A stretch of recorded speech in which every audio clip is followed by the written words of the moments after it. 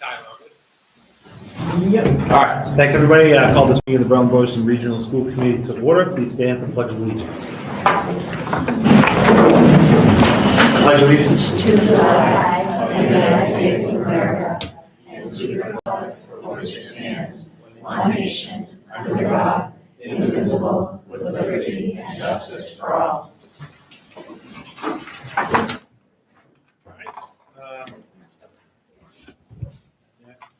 We're going to go into our public comment. Just a quick word about public comment. Usually we keep our public comment limited to a time, usually 15 minutes. If we need a little bit more time, we can do that. Each individual public comment is limited to 3 minutes. And this is based on our public comment at school committee meetings policy. Public comment should only be made on items from tonight's agenda. And the agenda is on the screen there. If you could scroll down, up and down a little bit, Joe, that would help us a little bit. And also from our policy, improper conduct and remarks will not be allowed. Defamatory or abusive remarks are always out of order. If a speaker persists in improper conduct or remarks, the chair may terminate that individual's privilege of address. Also, speakers may offer such objective criticisms of the school operations and programs as concern them, but in public session, the committee will not hear personal complaints of school personnel nor against any member of the school community. Under most circumstances, administrative channels are the proper means for disposition of legitimate complaints involving staff members. So if anyone's here to make a public comment, please step up, state your name and address, and let us hear what you have to say.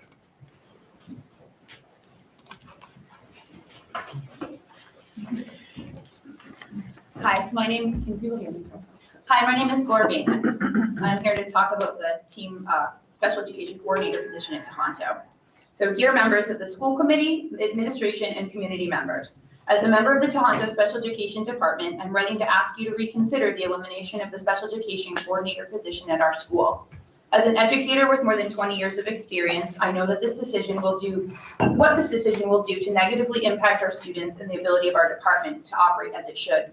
I have had the opportunity to work in 2 other districts during my career and have worked with many coordinators. Since starting at Tohoto 5 years ago, I've now had 6 coordinators, and for the last 2 years, we have essentially had to manage our department on our own.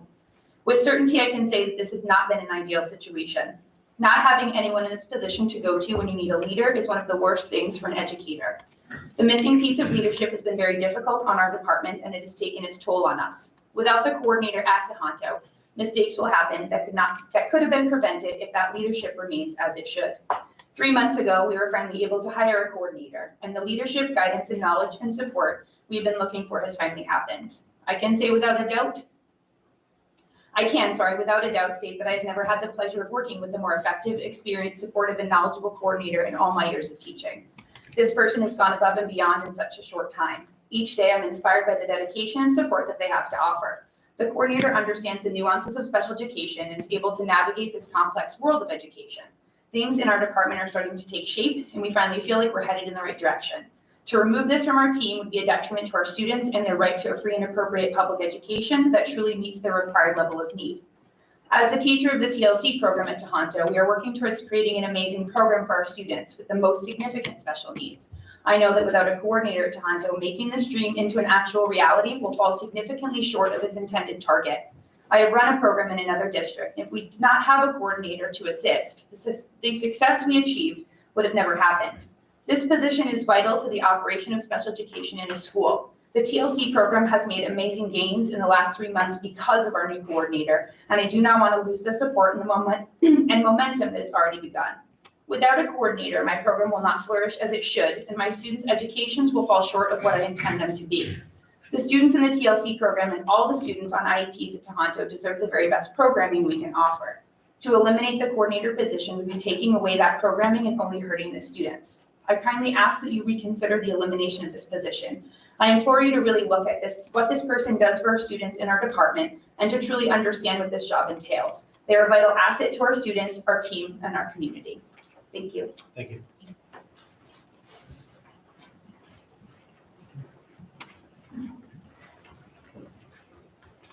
Hi, my name is Monique Ganstein.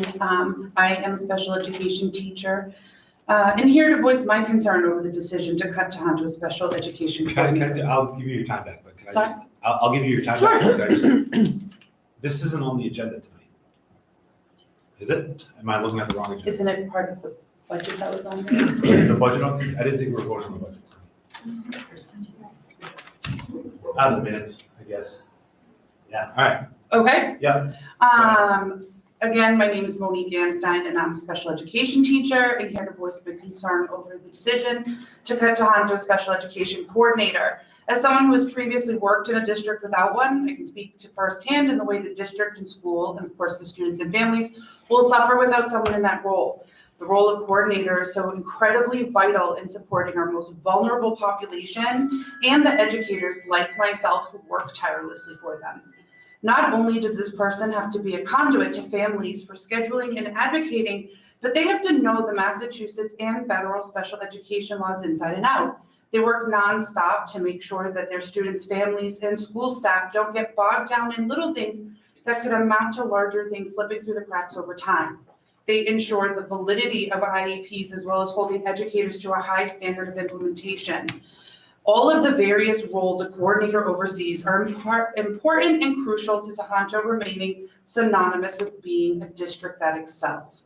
Eliminating this role also places an incredibly heavy burden on already taxed educators to pick up the slack left behind. It is not sustainable, full stop. Now more than ever, when there's a teacher shortage, educators need to feel supported, and this directly opposes that. This will leave them drowning in more paperwork and day-to-day logistical issues and less hands-on direct teaching or inclusion time. The special education needs of students is only growing in a post-COVID world, and reducing the amount of support for our students and families will only weaken Tohonto's reputation. Thank you. Thank you.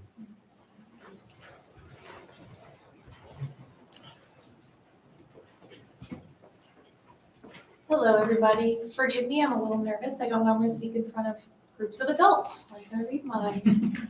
Hello, my name is Elena Speroni, and I'm a first-year special education teacher here at Tohoto Regional Middle High School. I'm here today to just express my deep concern about the proposed elimination of the special ed coordinator position. Over the past few years, I've worked as a student teacher, a para, and now teacher. I've worked under 6 different coordinators.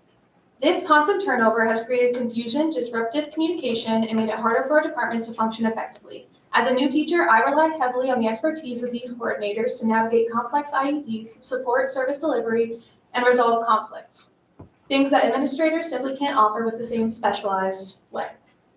The stability our current coordinator has provided has allowed us to address longstanding challenges and start planning for future growth.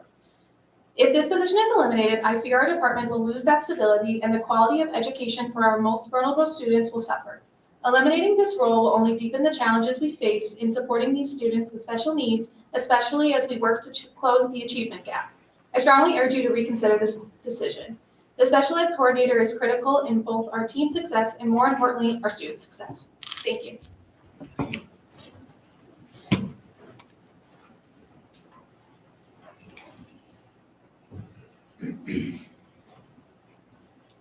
Hi, my name is Erin Kane, and I want to talk about some safety concerns that have come up. I'm trying to follow this agenda, and so I'm revising my statement slightly.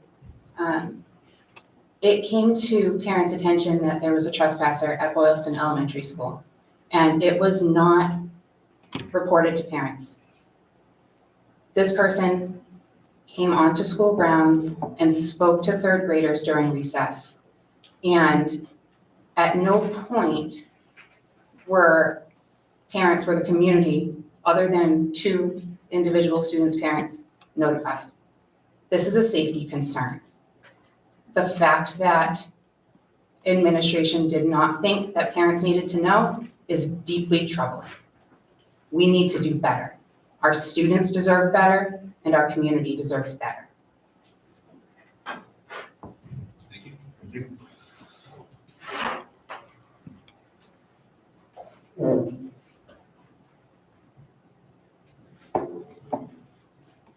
Anyone? All right, thank you for your public comments. We'll move on to communications. We received a lot of communications. They are available out there for anybody to look at them. Do anybody want to bring anything up? Before, yeah, go ahead. Yes, I mean, so we got many communications, and there's definitely seemed to be a theme of them. There was a call for a plan of action, for surveys, for transparency, more engagement of parents and make meetings more accessible. And then also the attractive qualities of a principal BES. And so I look forward to discussing that later on. All right. Yes.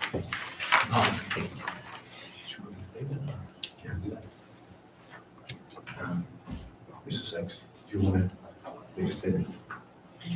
I do. Let me turn this way. Sure. I am so grateful for the support since I gave my notice. And I never expected this. And I'm gonna try not to cry. I'm gonna make a little joke here to make sure that doesn't happen. I grew up with two brothers who, when you're little, would call you a crybaby if you cried. We learned to suck that up. And I'm very good at that. But I had to go into my team, and they're here in blue, and make an announcement that I didn't think I was gonna make, but I made. That was my choice.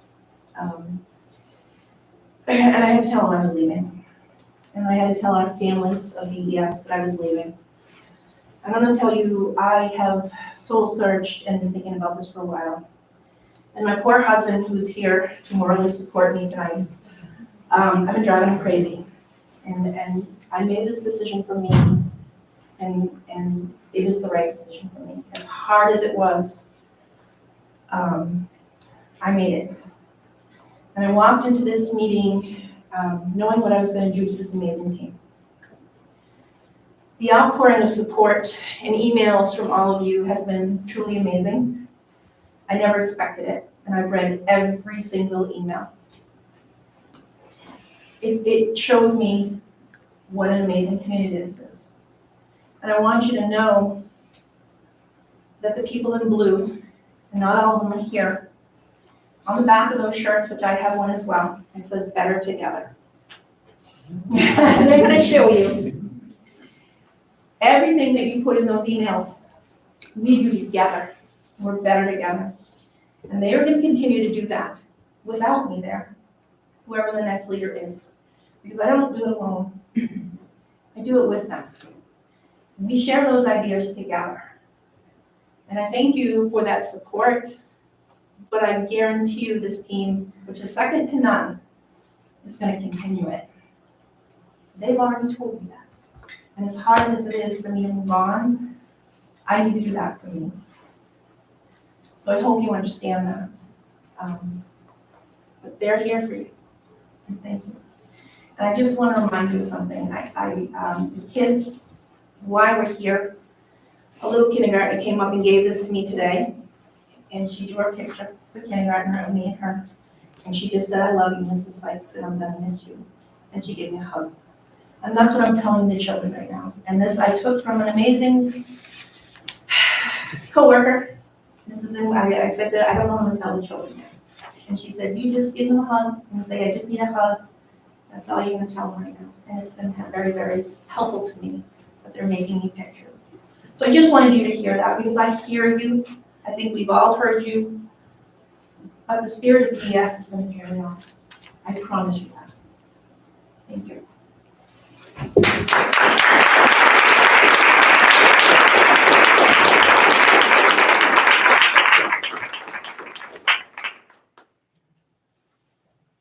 Cindy? I just want to tell you that I appreciate the conversations we had over the summer, working on the contracts and everything else, as we talked about earlier. So thank you. Thank you. Moving on, may I have a motion, please, to approve the consent agenda? So, Lori? second. Lisa? Okay. Would anyone like to discuss minutes, the warrant? All right, all in favor? Aye. Anyone against?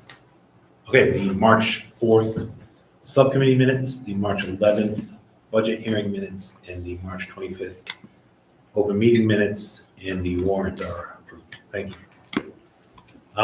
Just a quick thing before we get to Ms. Tracy Novick. When we get into that conversation, I just want to remind the committee, the school committee is here to basically carry out the business of the district, not the education, not the teaching, not the other part of it, but the business of the district. And part of that business is an employer-employee relationship. There's employee issues, employee laws that we need to follow.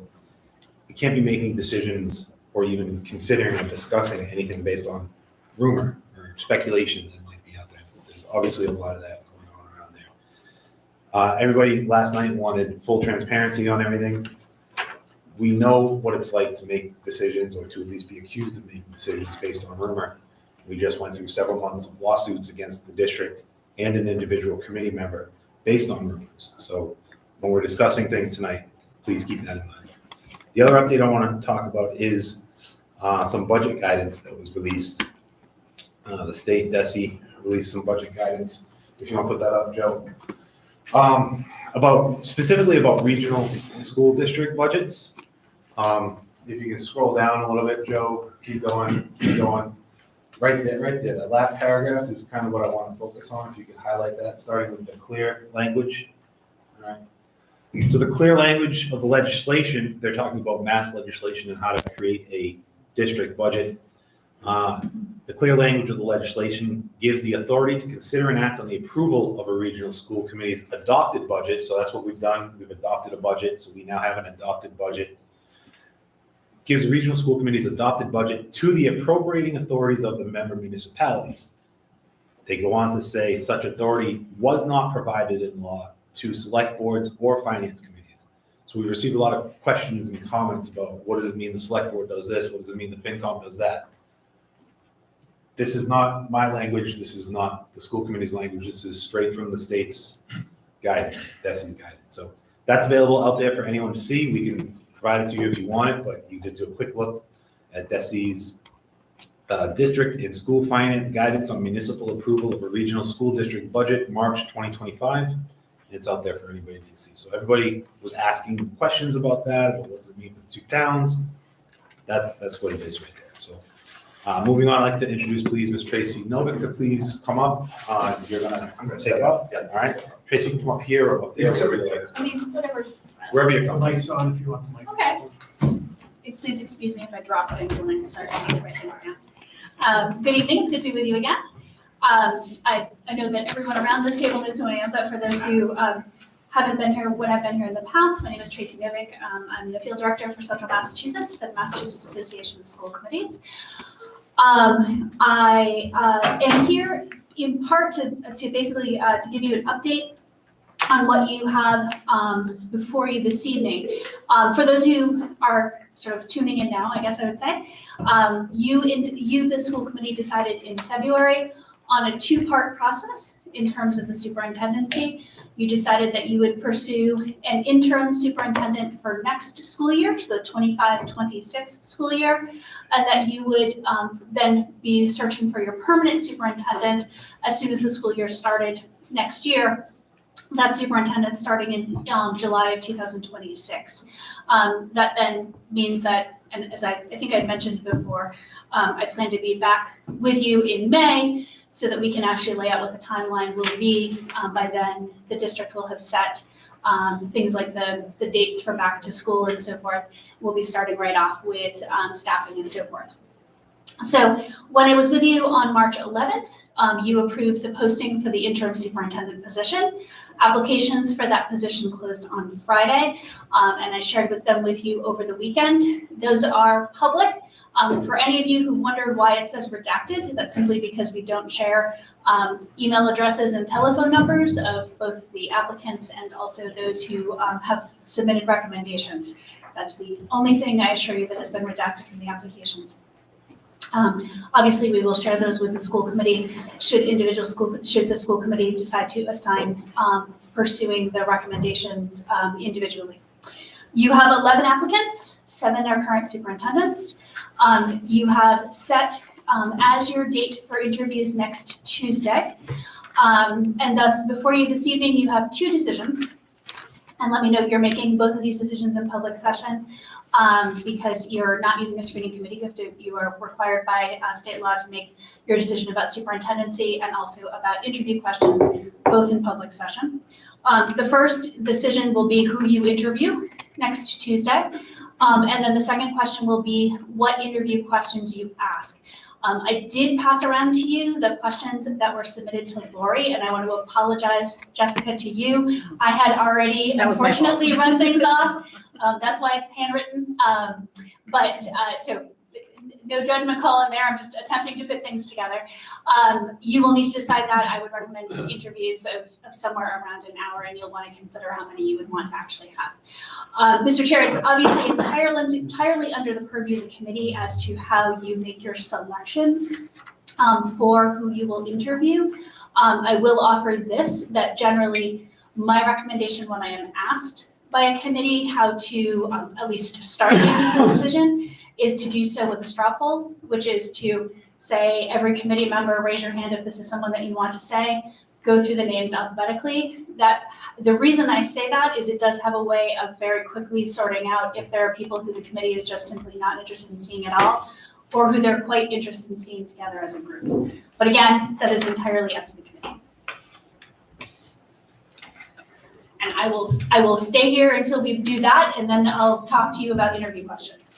And I'm prepared to keep track if you'd like me to too. Thank you. Yes, please. So we should go through one by one. If that is the will of the committee, if you want to do it by straw poll. Are we referencing people by name or initials?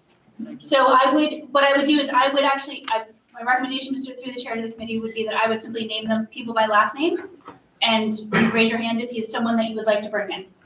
All right, we can do that. I've got the list, the files in front of me. It's sorted alphabetically, so that's fine. Last name, Cutler. Raise your hand if you want to bring him in for an interview. Is that what you're supposed to do? Yeah. Yes. Okay. Thanks. I'm fine.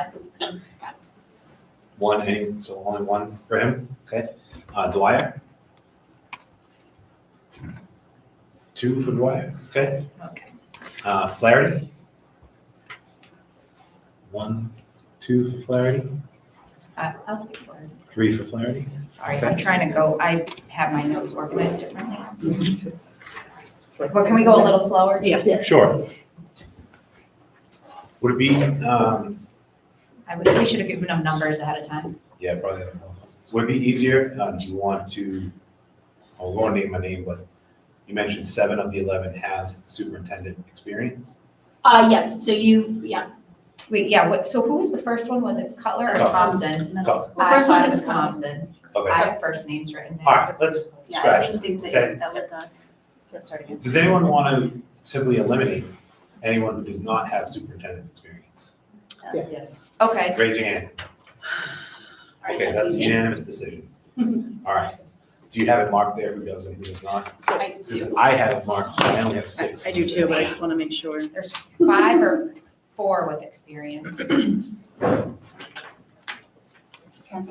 Oh, great, because I have, I come to 6, based on their resumes, what they're. So from what you just said, Cutler would be out. okay, yes, I had them on the wrong side. Flaherty would be out. Wait, no, That was Flaherty. akin to a superintendent. Yeah. That's my question, so you would want to consider that, yep.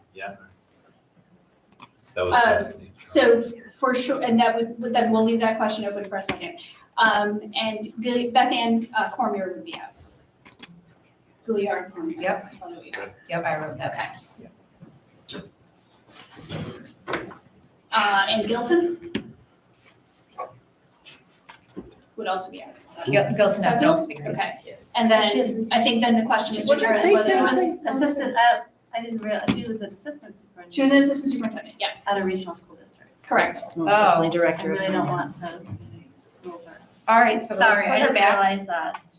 I have her on my maybe So what's the side. decision on that? So that would, what that would do then, Mr. Chair, is that would, what appears to have been the case for sure is that you've then ruled out 2. You've ruled out Cutler and you've ruled out Cormier.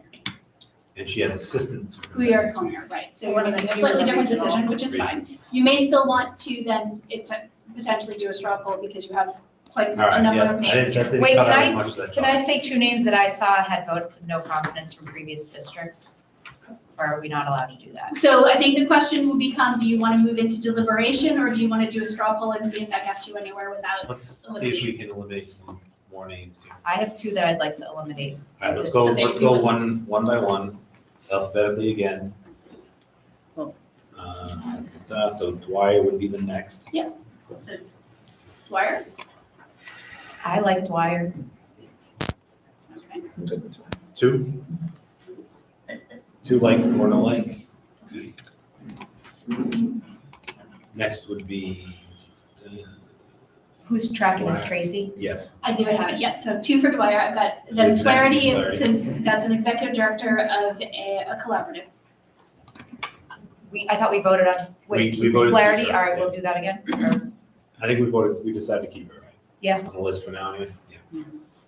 All right, next is Ganem. That is 5-4. 5-4, 5 in favor. Yep. And 1 no, okay. Next is Gilson, I think we eliminated, right? No superintendent. Well, there was a No. question. Or was that the assistant? That was the I did, assistant. yeah. She's an assistant superintendent, so why don't we vote? That's why we had Tracy. Thank you. So why don't we vote Gilson? Raise your hand if you'd like to have her come in for an interview. Yes.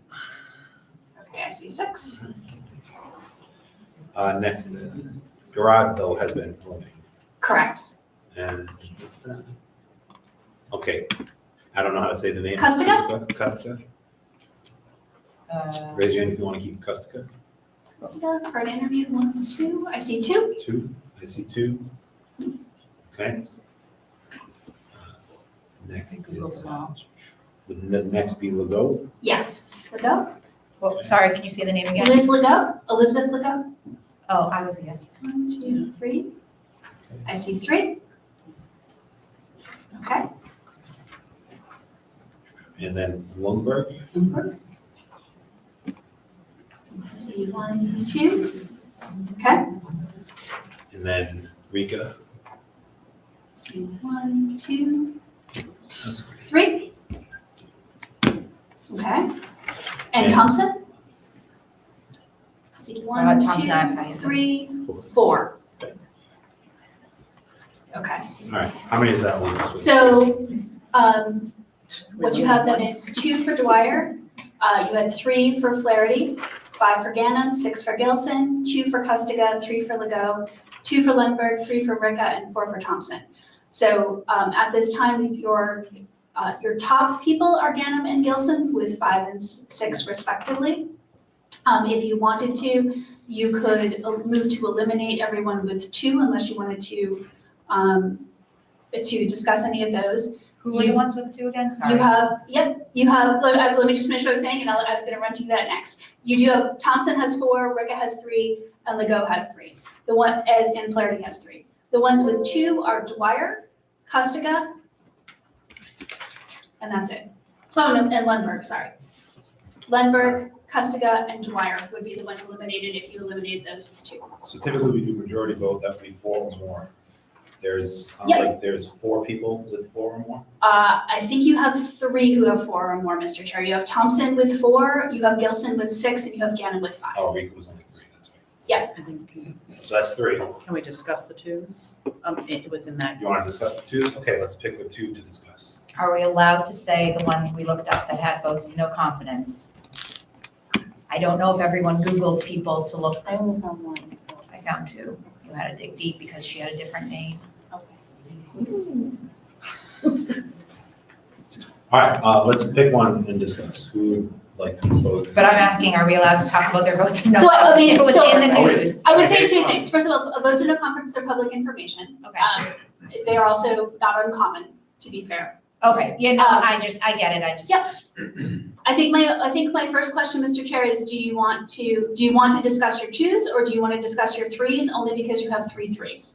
I'm happy to discuss if people want to discuss, but let's be clear if we're discussing based only on what's been provided or if we're discussing based on whatever. I think if we're discussing based on whatever else has been researched or found, that could be a little iffy at this stage where picking resumes to then bring in for an interview. That interview process, reference checks, background check, all that should be done at that point.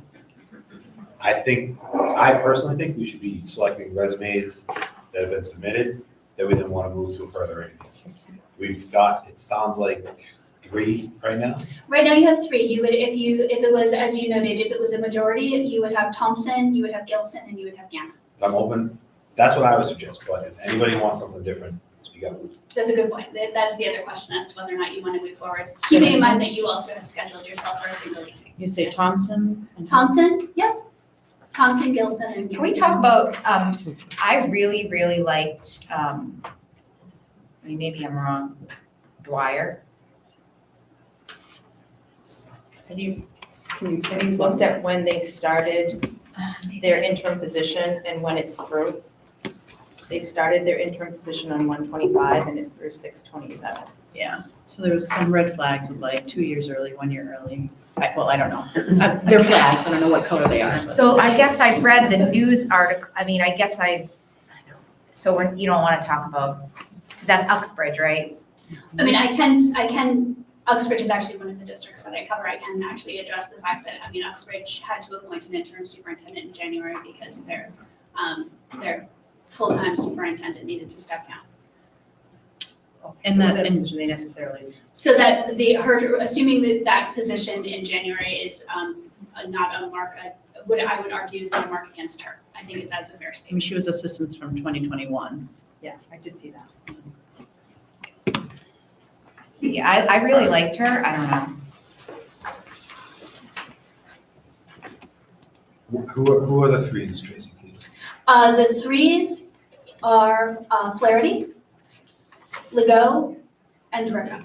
Would anyone like to discuss adding, so first of all, have we decided that? We haven't even decided, all I did was ask them a majority. Is that what everybody feels is good? So I feel like, I mean, the We can add to twos, it, the twos are the least supported, so I think it would be great to discuss them and eliminate them. The Yeah. easiest ones to try to eliminate, because more people had issues. It would sound to me like only getting 2 votes would just eliminate. But I feel like if we discuss them, people might change their votes.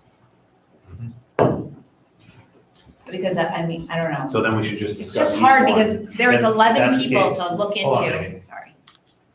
If that's the case, then let's start at the top and discuss each one individually. Okay. We're not gonna stand by what we just voted. I mean, I'm happy Eliminating to, one, I'm happy to go with those 3. If people want to just go with those 3, leave the discussion, and then start with the ones who had 3s, sort of work our way back to come up with, how many do we want to interview? 3, 4, 5? I think no more than 4. No more than 4? No Okay. more. Good number, I don't know. probably. People are different than their resumes, so I'm leery Sure. of making that decision. So how many do we want to interview? 4, 5? 5. I think 5. Okay. Okay, Wait, 5. Tracy, how long is an interview? Generally, interviews are between an hour and 15 minutes And or we'll be so. doing this on Tuesday. And you're doing it on Tuesday, and what you had said at the time anyway was that you were scheduled for starting at 5 p.m. So you want to do all 5 on the same day? I don't think we should do 5, Meg. I think we should do 3 or 4.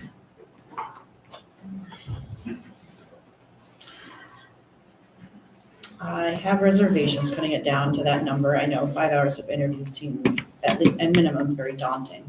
But I think we should do 5. people are different than their resumes, and I think narrowing the pool by half is enough at this stage. Is it possible if we start discussing, our goal is 4 or 5, maybe that 5th one will kind of drop off once we start discussing? Yeah, it seems kind of arbitrary to say, oh, like, I feel like we should base it on, like, Should do be we really natural like for these you. people? Well, the first basis was the straw poll that Tracy suggested. We have a ranking now. We have 5, a 4, sorry, a 5 and 2 4s? You have a 6, a 5, a 6, 4, 5. and then 3 3s and 3 2s. Who were the 3s again, Tracy? Yeah, can you just Threes list it are from the top again? Flaherty, Legault, and Ricca. I found that 2 people had votes of no confidence. It sounds like you want to eliminate those. I would eliminate, if a You want to make a union, motion to eliminate any names? do we have to make a motion? We could. Susan, Kuska, Yeah, I found or that sorry, one. Rika and Kuska both had votes of Oh, no I didn't confidence. miss that one. Rika was pretty publicized. Raise your hand if you would like to eliminate both of those names. If it has a vote of no confidence, do you want to eliminate it? Okay, that's 6. Well, So one of we'll them was eliminate by those two as parents well. and union. Alright. Other than the 3 that have 4 above, and the ones we've already eliminated, how many does that leave us? So then you would have Lego and Lindbergh, and you would have Flaherty. Oh, and Dwyer, excuse me, Dwyer is 2. All right, so that's 4 names. Would you like to discuss any of the 4 names? Could you say the name Can, again? yeah, I'm sorry, Okay, can you let's just start with say, Flaherty. say them again? Let's start with Flaherty. So, yep, so Flaherty Does has anybody, 3. let's discuss Flaherty. Do we want to take Flaherty? I like I thought she had a great resume. I don't think it's a good, for what we're looking for. I think that's a dangerous path to go down. I don't think she has the experience. That's the collective one, right? That's why I didn't choose Yeah, her I either. think she looks really great, but not for this specific role, in my opinion. I liked her resume. I thought that,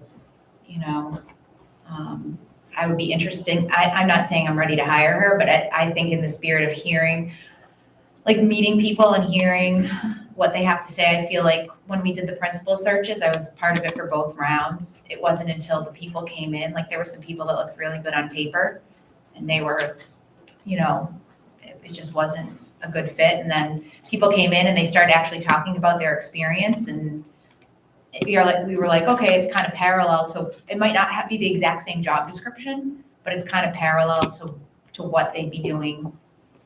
So I don't know. I like that she had special education Yep. experience. And it looks like she has a lot of the business side too. Computer science major. All right, would anyone like to add her to the list to invite for an interview? Raise your hand. Can you just say Can who we the list not- is right now? Not eliminate? So the 3 that you have so far are Gilson, Ganem, and Thompson. Remaining is Flaherty and Lego, Dwyer, and Lundberg. And we're currently discussing. I would add So if we're not gonna eliminate people, we want to just discuss who we're gonna interview. All right, yeah, The good idea. question is, do you want to add this person to the list or to invite to interview? I will. I'll add them. Raise your hand, please. 3, that is not a pass. Okay. That's way before. Next is who, Tracy, please? So if you're going through the 3s first, the next would be Elizabeth Lego. Okay. Anybody have anything to say about Logo? Berlin Rock 3 times. Oh, yeah? Bothered me. Wait, where? In her letter. In the letter. Yeah, so it makes me think. she Was it didn't one of her, No, it was her, and it makes me think she didn't research the district. So she didn't. Tracy, do we know why her resume stops her experience in April? She went on medical leave.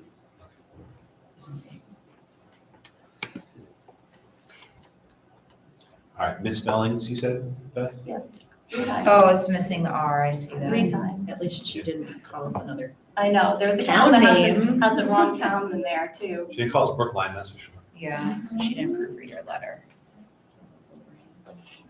Which is, But, Um, yeah, I don't know. know, that's Lisa's pet peeve. She's a grip. She's so I really good. don't like that. when we're hiring, the first impression of someone, or the first introduction to someone is their resume. If there are misspellings after having reviewed it, gone through it, asked colleagues to review it, asked friends and family to review it.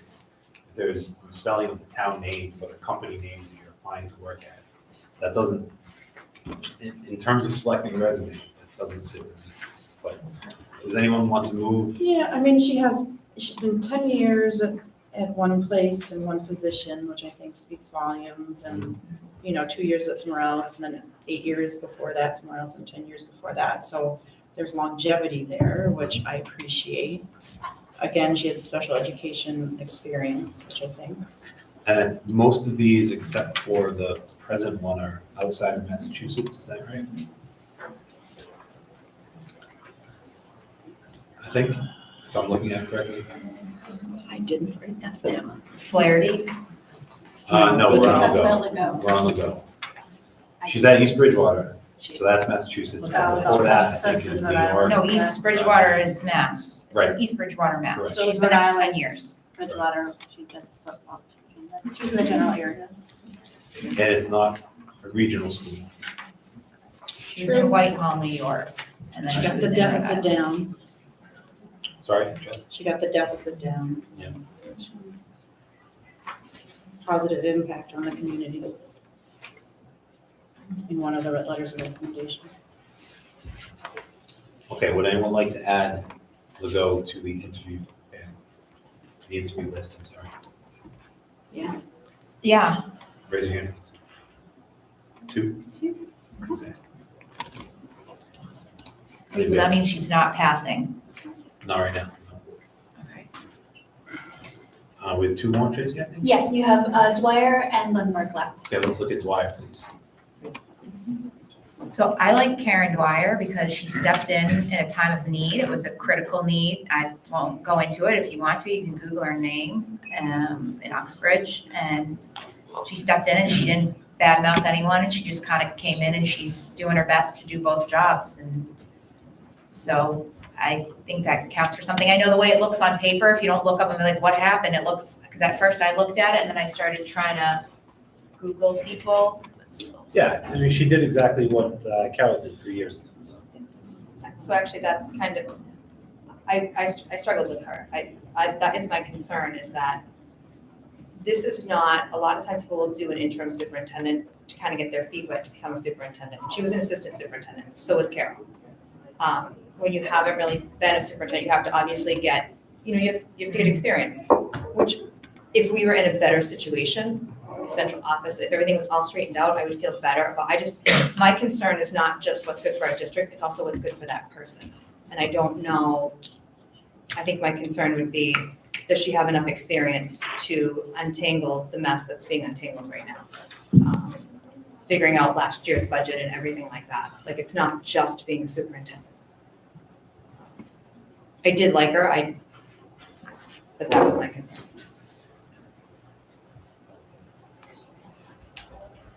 Anybody?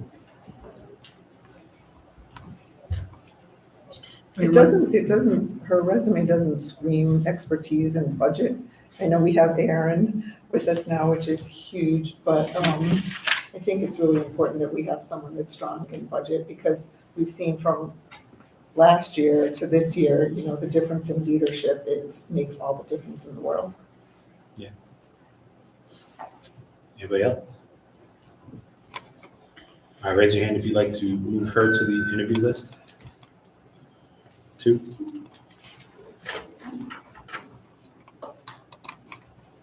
And one more, Tracy. Who? David Lindbergh?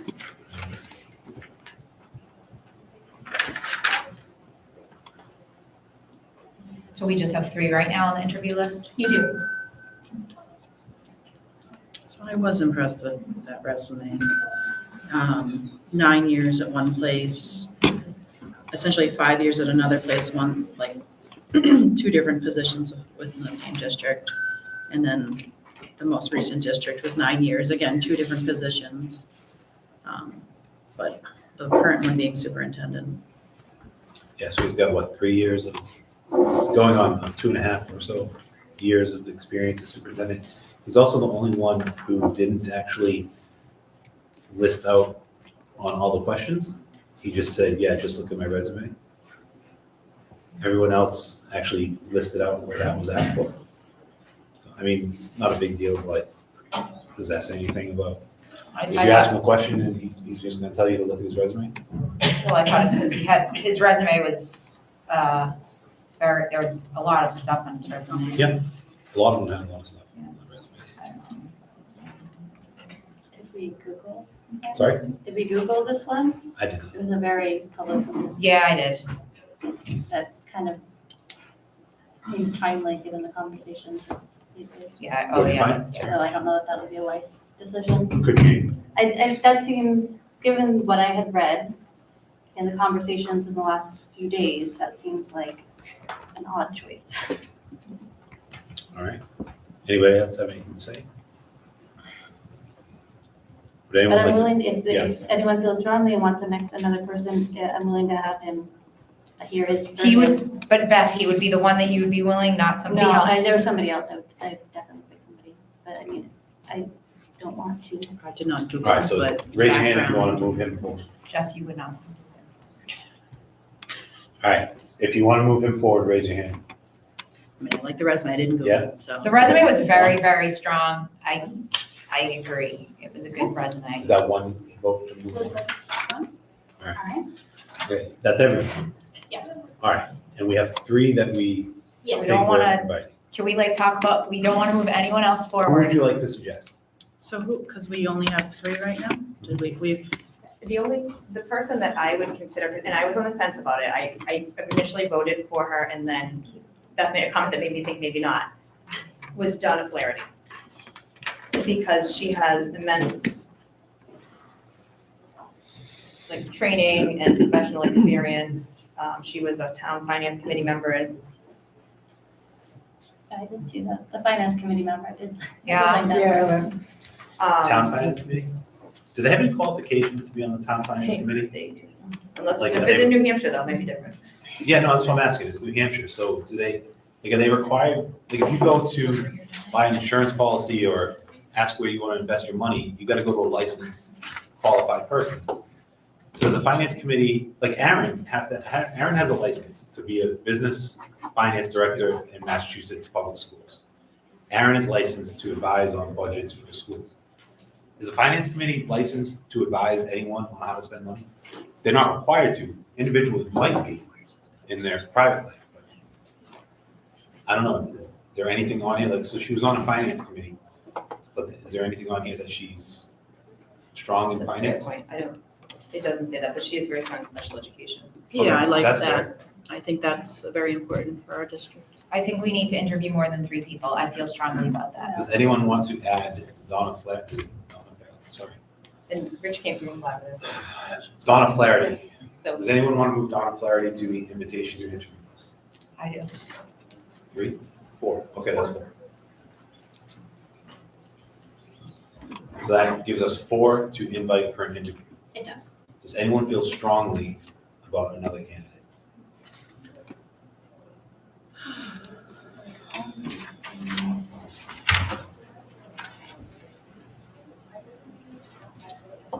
Maybe it was someone that was Googled. No, that was someone in Bridgewater. I mean, I'm fine with that. What did we decide about Legault? No? Could you list the ones that we have? You Four. decided that Flaherty, Gilson, Gannon, and Thompson are in. I know what we talked about Cutler. I know what we talked about, Thompson we're taking. But why did we say no on Legault? Because she did not get enough votes. Yeah, so she's got special education was one of the recommendations. She was She's 10 years at one place, 8 years in another, 10 years before that. She got the deficit down. One of the recommendations said positive impact on community.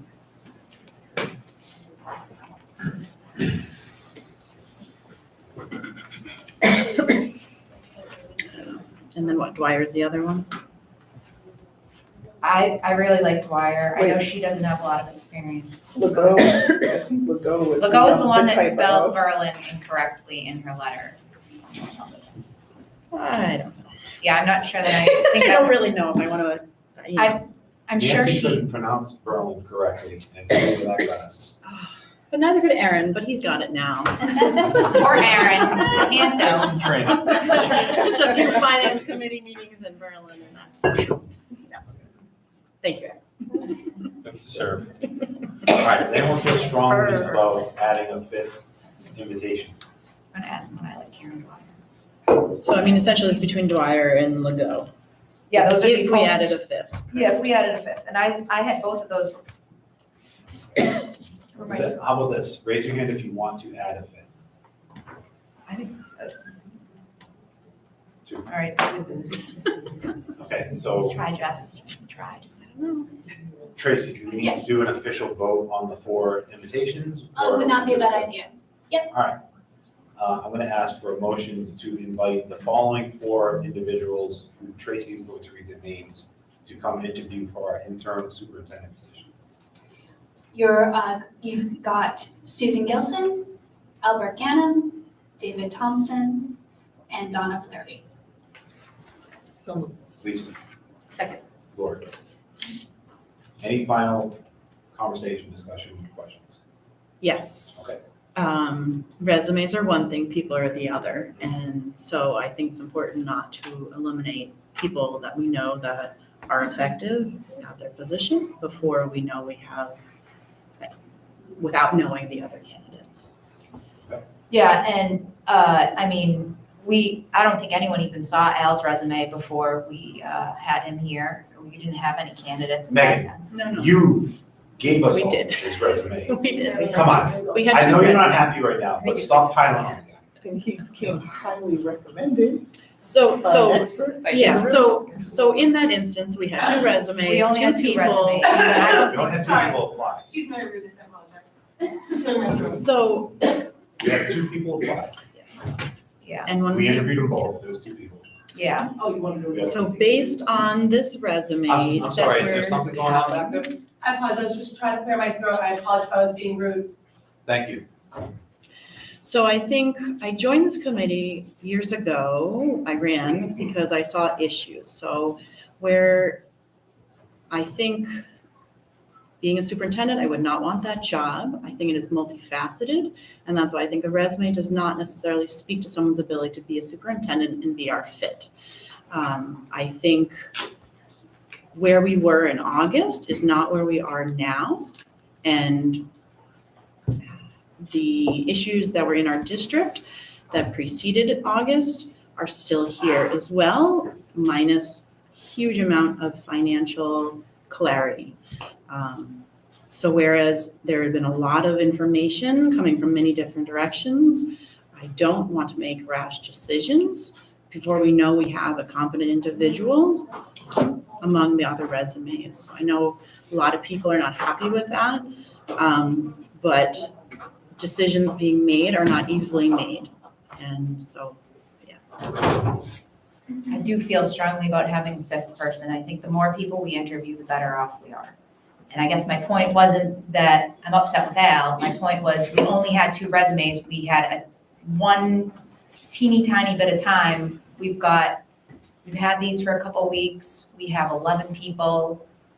Why not? I know it's a ton of time and a ton of work. My daughter's having surgery tomorrow. So God only knows where I'm going to be next week. But, you know, I feel strongly about having 5 people in. And, you know, I've been hearing people want transparency. People want to change. And maybe we need someone, you know, maybe we need something different.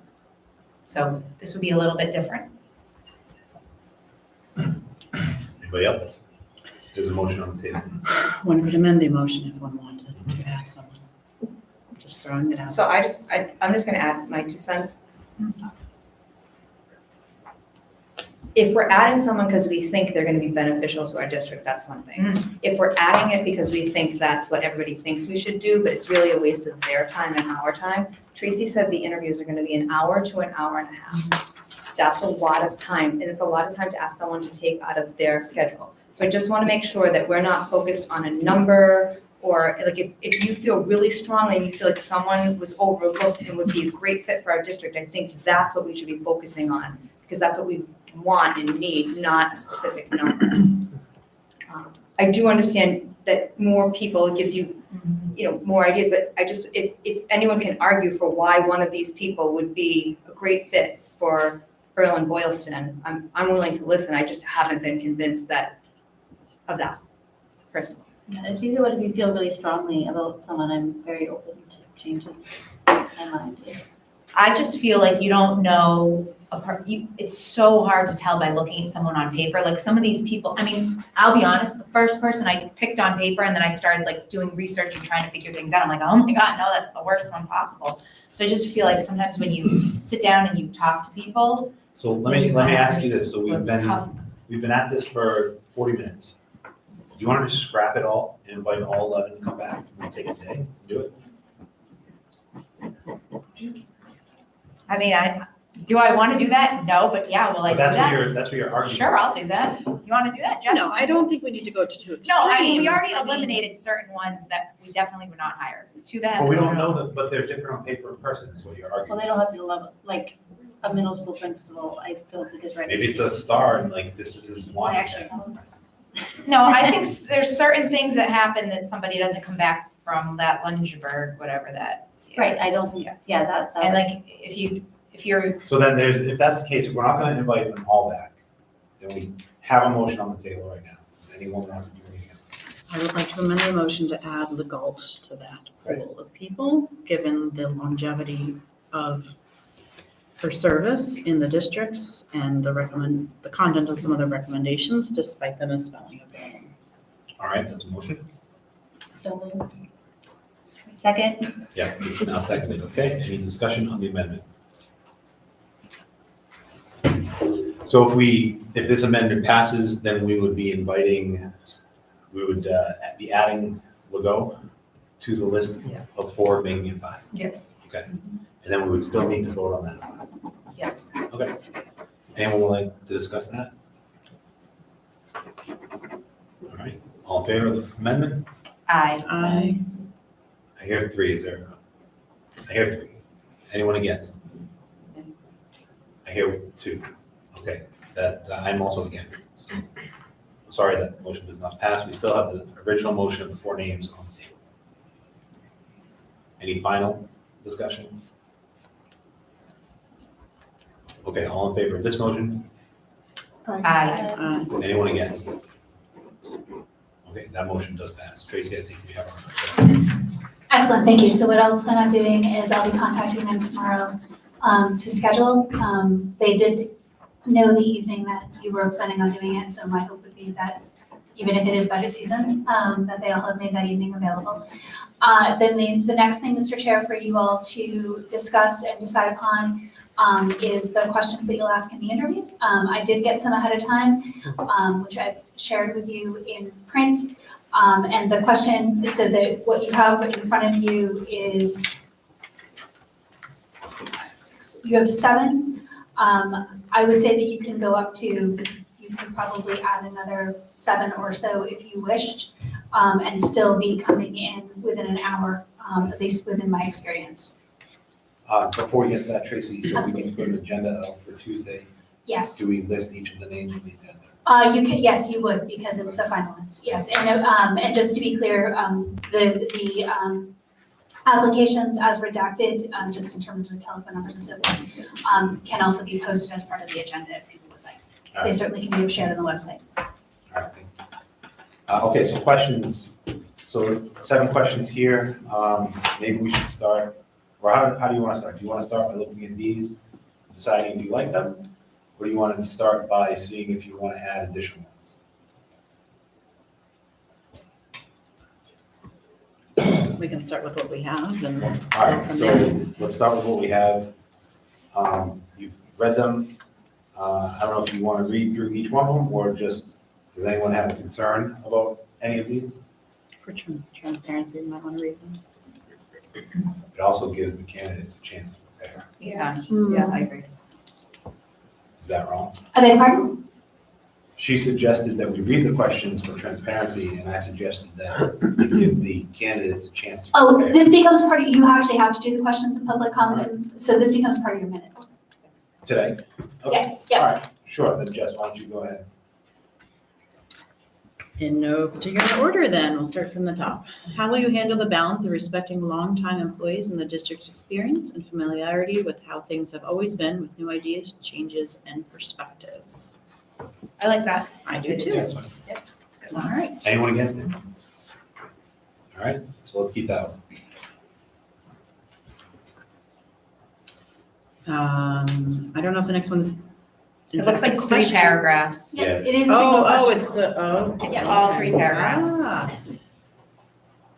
All right, I will read it in full. I'm not sure if you researched our district, but in full disclosure, we're currently in the middle of a big shift. Our current interim superintendent has had to do much more than just his superintendent duties. He's trying to make sense of last year's budget and finding things like job descriptions and professional practices that need updating or creating, as some don't exist. He typically works well beyond 7 p.m. on weekdays, attends town meetings in both Berlin and Boylston that often run until 9 or 10. He often spends weekends at central office. Do you feel you are equipped to continue this work? Would you be able to dedicate as much time to turning our district around so we can attract a full-time superintendent next year? Any strong opinions about that one way or another? I like it. I feel like we can step it, maybe, some of this. It's wordy, but she's trying to make a point. Right. I don't oppose it. She's trying to ask if the person is willing to work really hard. I like it. I mean, it is a little wordy, but I think the point's there. They'll probably say, can you repeat it? Yeah.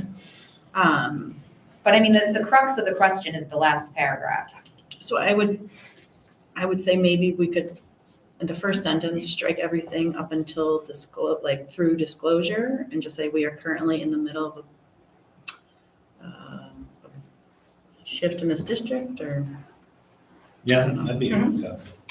Want to do that? Does anybody agree or disagree with that? I'm indifferent. I think the crux of the question is fine, yeah. All right, so we'll start it then with just, we are currently in the middle of a big shift. In this district? And then want to add in the district, okay. All right, so we're good with that one. The third one, Jeff? How would you create an environment where staff felt safe to approach you with problems? I like Yeah, it. good. Yeah, Like it. I like that one. All right. Actually, I like all of them. How do you build strong relationships with parents, teachers, your admin team, the town board members, and the school committee? That's a long response, I'm sure. Sure. Oh, we're there for an Yeah. hour. Anyone against it? No, all right. What are your greatest strengths and weaknesses as a leader?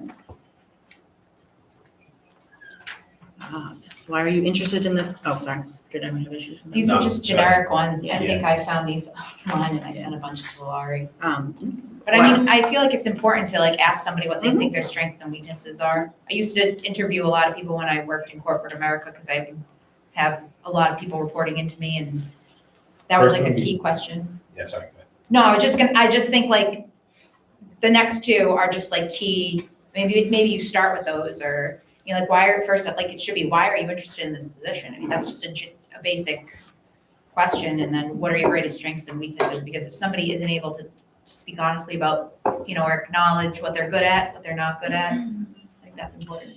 Yeah, I think I personally think your greatest strengths and weaknesses is one of the worst questions, because are they gonna, my weakness is that I care too much. Work Yeah. hard, we're perfectionists. Well, then you're gonna know. But I think Yeah, but that then personality, talks about their that's- character. Yeah, it's about But their the other character, question- getting to know them better, like, oh, you're gonna It's call fine, that I one. don't care if we get rid of it, I just think it's a waste of time, but the other ones here are good. Yeah, I suppose. Why are you interested? How do you handle conflict? So we got enough of that going around. Yeah. And how do you make, the biggest one there is the strong relationships. And that would be the one that you want to know. Right. Lisa, you had a question. Did you ever put it into words? Or? I didn't have time to actually go through, but it's a Yeah. question about the budget and what their skill is in the All budget. right, so are we, process. let's, So we can add. hold on to that, Okay. but for these, so there's 4. You want to keep all 4? No, there's 1, 2, 3. No, of those last ones, that group that we were talking about, the last ones. How do you build strong? What are Oh. your greatest? Why are you interested? How do The you- last 4 questions. Yeah. I mean, if Lisa has a question, Tracy, is this gonna be too long? We don't wanna go No. over an hour. She said 14. She said I, 4. yeah, I think you're well within time. Yeah. So- Even adding several. All right. more is still Let's, fine. hold on. Let's finish this sheet, and if we want to add to it. Yes. Then let's do that. I'm Okay? good with all those. Yep. Everybody's good with it? All right. So we're good with, all right, so the whole sheet's fine. All right, Lisa, you'd like to add? So, and maybe you can help us word this better, but I'm just wondering what their skill in the budget process is, because we've seen how important that is from, last year to this year. Specifically regional budgets. And Yes. what might be wise, if I could make a suggestion, is you might ask them to give specific examples of their experience, because that then actually gets them talking about not only sort of hypothetically, but also grounded in what they've actually done. Yep. Okay. Give us examples of your experience with the finance budget, especially regional, if you can speak to it. Yeah, what is your experience working with multiple member towns to complete a budget, I guess, complete a regional budget, something like that. And if nobody has experience in the regional, If nobody has experience working with different member towns of a region, do we want to be their training ground in that? That didn't work out so well last year. I think they all do. If they all do, then that's fine. No, none of them have regional experience, but I feel like we If you judge have, down, like the Thompson with eventually, who's So we a can BMR. leave it as a question and see how they answer. Yeah. I just don't know if I we think should in their like history, they all specify have only something. regional, like I'm kind of We're interested in not budget anything other and than, yeah, budget experience, but specifically regional. Could that be the second part of the? Yes. Maybe the first If part you is have what is your regional experience with budget, experience. you know, and presenting. And then maybe the second part of that is, do you have any experience with regional? yes. I feel like I like that. we are in a really good position in the finance department because we have Aaron here now. He clearly has years of experience and he has shown and proven that he understands regional budgets. So I feel like, you know, the last time we were hiring an interim superintendent, we might not have been in that position. I don't know if that's fair to say that. But now we have Aaron. So while I think it's important, but that we have a superintendent that understands budgeting, we have to understand the role of the superintendent isn't to actually do the budget. It's just to be the support. Aaron is doing the budget and, you know, but that person does. That's why I really like Laurie's question. They have to go to all those town meetings to be able to present that and be able to do the talking and dealing with the towns.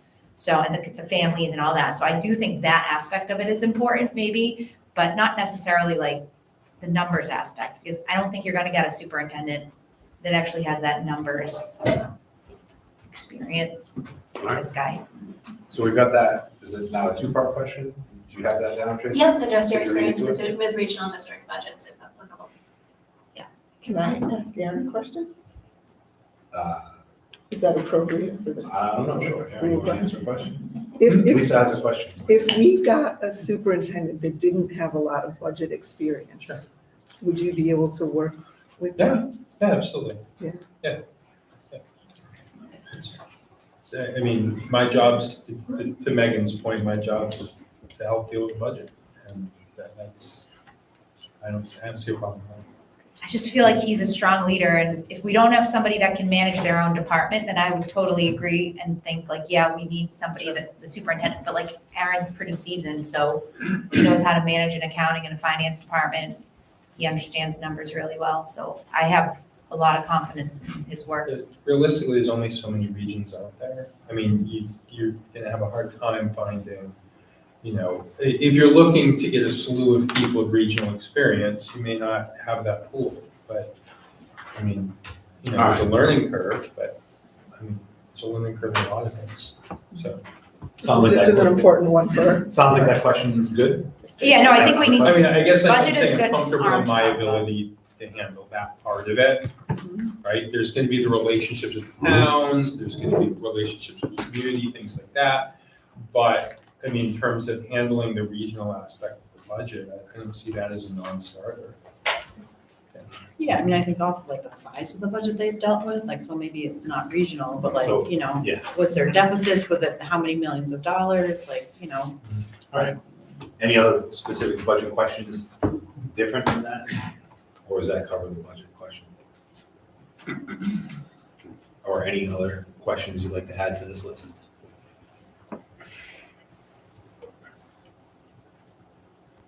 Mr. Chair, it does sound as if you might also be sort of working your way towards potentially a question specifically about relationships with the municipalities. And Yeah. it's partly, it is listed in the strong relationships question, but, and again, obviously this is entirely your decision, but it did feel like there was a yeah, Well, that was flagging part of a that concern. budget question, right? It is in terms of address your experience with regional district if applicable. I didn't know if you wanted to hone directly in on that question of the superintendent as part of the relationship builder and sustainer with the municipal side. yeah, like give me examples of how you build relationships with the municipal boards, or Sure. municipalities. Yeah, I feel like if there's any bases that are not covered in the questions we have, Tracy, I mean, that first question, fourth question on the list, does include parents, teachers, admin team, the town board members, and school committee. Do we want to adjust it, make it stronger? Take it out, make it separate, specific? the town board members meant to be, I think I started writing the town, FinCom, select board, and then I was like, oh, that's too much, so then I, I mean, that's the only, throwing capital planning. for that's our, important. yeah, for our community. Do you want to just add those? Sure. So reword that one, Tracy, it's the 1, 2, 3, fourth question. Parents, teachers, your admin team. Instead of the town board members, maybe town select boards, finance committees, capital committees.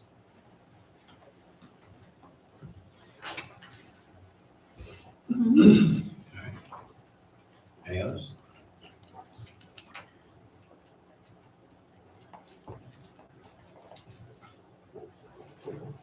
Sounds like we have our questions then. Okay. Another vote, should we vote on these questions? And these will be the only questions we ask. Are we allowed follow-up questions on the fly? Follow up as long as they're within the bounds of the original question, yeah. And the only reason that I say that is because making sure that your interviews are parallel is pretty important in terms of running a process that is equitable. All right, should we vote on this list then? That would be wise. All right, so may I have a motion, please, to approve the 8 questions that we just covered? Tracy, should you read them? Sure, so how will you handle the balance of respecting longtime employees of the district's experience and familiarity with how things have always been done with new ideas, changes, and perspectives? We are currently in the middle of a big shift in this district. Our current interim superintendent has had to do much more than just his superintendent duties. He's trying to make sense of last year's budget and finding things like job descriptions and professional practices that need updating or creating as some don't exist. He typically works well beyond 7 p.m. on weekdays, attends town meetings in both Berlin and Boylston that often run to 9 or 10, and he often spends weekends at the central office. Do you feel you are equipped to continue his work? Would you be able to dedicate as much time to turning our district around so that we can attract a full-time superintendent next year? How would you create an environment where staff felt safe to approach you with problems? How do you build strong relationships with parents, teachers, your admin team, the FinCom, Select Board, and capital committees of the towns, and the school committee? What are your greatest strengths and weaknesses as a leader? Why are you interested in this position and this district? How do you handle conflict situations within the school district? And speak to your skills in budget process, your skills and experience in budget process. Please address your experience with regional district budgets if applicable. Do we have a question about principals? That's the motion. Is that moved? I asked for that motion. So moved. Lori, is there a second? Lisa? Okay, Jess, what were you saying? We have a question specifically about principals. No, Suggestion, I just missed it.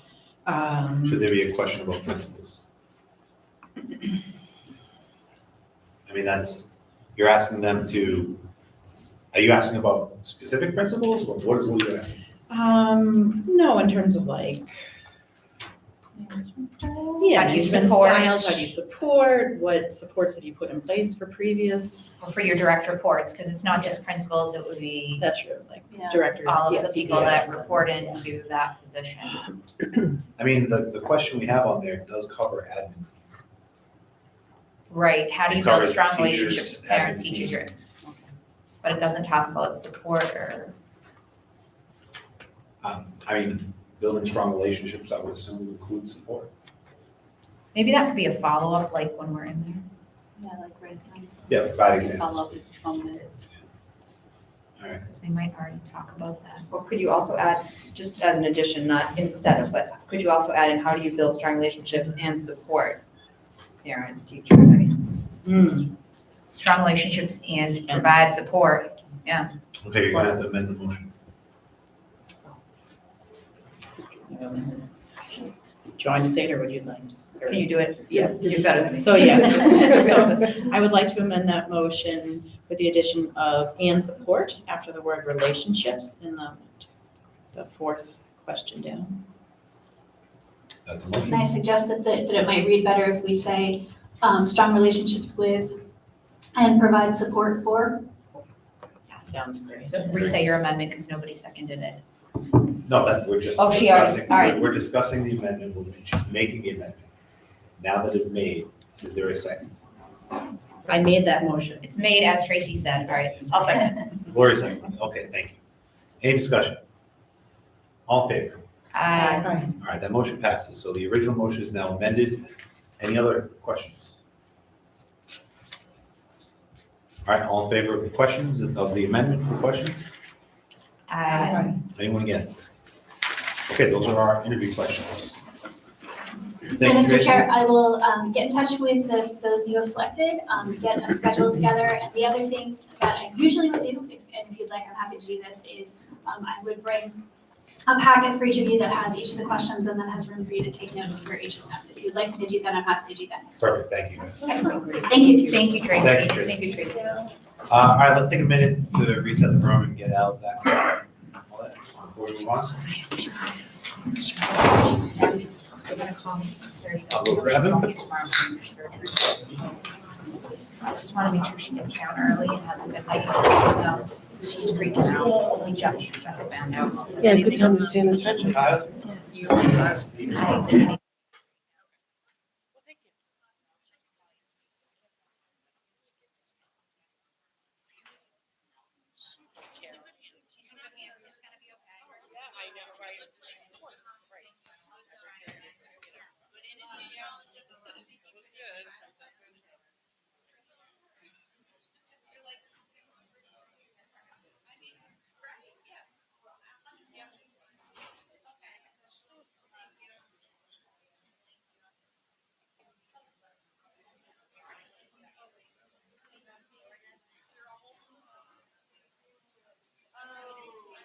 There is a hole in the floor, but do you have one? She's been put in cold. Can you unplug?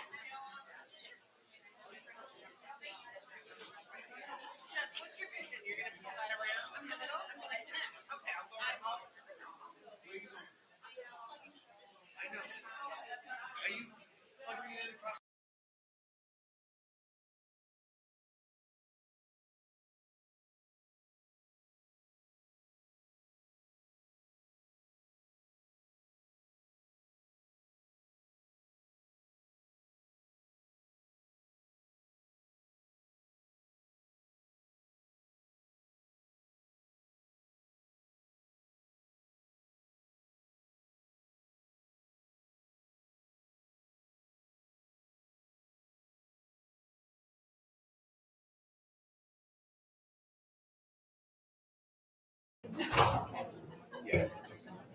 Mike?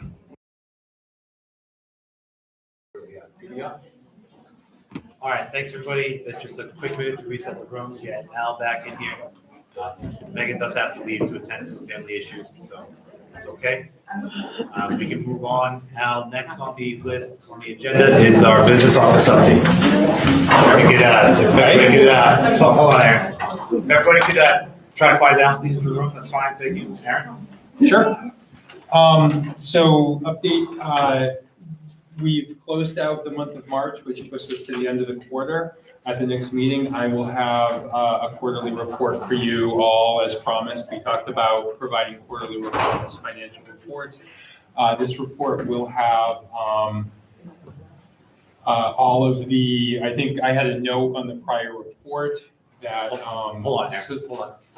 You guys need to reset that. I hear comments talking with interrupting a little bit. Everybody good? Oh, Mike, we're good. Blessed and highly favored. Thank you. All right, Aaron, go ahead, sorry. So health insurance offsets were not included in the prior budget. We're still working through some of that. Those will be for the full year, up to the end of March, will be recognized in that. So should be increasingly accurate. You know, I think as I shared, the district did not seem to have encumbered payroll. So that's kind of still an ongoing challenge. We can kind of forecast. We'll be 3/4 through the year on our sort of 12-month staff, and our teachers will be, you know, shy of summer payrolls through. So we can sort of try to interpolate for you a little bit on that. So that's it. So next meeting you'll have that. We're happy to post that online as we've done with the prior reports, or the prior report. We've provided one so far, and this will be our second. Yes, the And last I said, one I was. do have 2 memos later in the meeting, but I can handle them whenever. So the last report was end of last quarter. That was, This yeah. quarter. Yeah, so these are quarterly, so that was through December 31st. This won't be through March 31st, right? Can you agree? Yeah, 3 months. How about that? Quarter of the year. 3 is a quarter, 12, yeah. Yeah, there we go. Carry the 1. Yeah. Yeah, I can go over if you want to handle my 2 memos now, or we can do those later. It doesn't matter to me. Let's do them, yeah, let's do them later. It is fine. You're talking about the business items, yeah? Yeah, there's 2 business items that relate to my office. Yeah, let's keep all the business items. Okay. Can do later. All right, thank you. Al? So good evening, thank you. I first want to start out with Matthew Dowd, our student council rep. And he was going to give us an update what's taking place here at Tonto Regional Middle High School. Yeah, there has been quite a couple awesome things. So I'll start off. So last month at the beginning of March, our student council had a group of people attend the MASC conference in Hyannis, in Cape Cod. It's about 3 days long. It's an awesome experience. I mean, there's over 1,000 people there from all across the state. They have speakers and leadership workshops, and it's a tremendous experience. There's a big concert there. I went last year, and I can confidently say it's one of the best things to do. You learn a lot. And I also want to specifically recognize at that conference, our student council from Tohoto nominated Ms. Sequeira for a very special award as Administrator of the Year. And unfortunately, for some bizarre reason, no one knows why really, but she managed to somehow not win the award, even though, just know, Ms. Sequeira, we all think we won.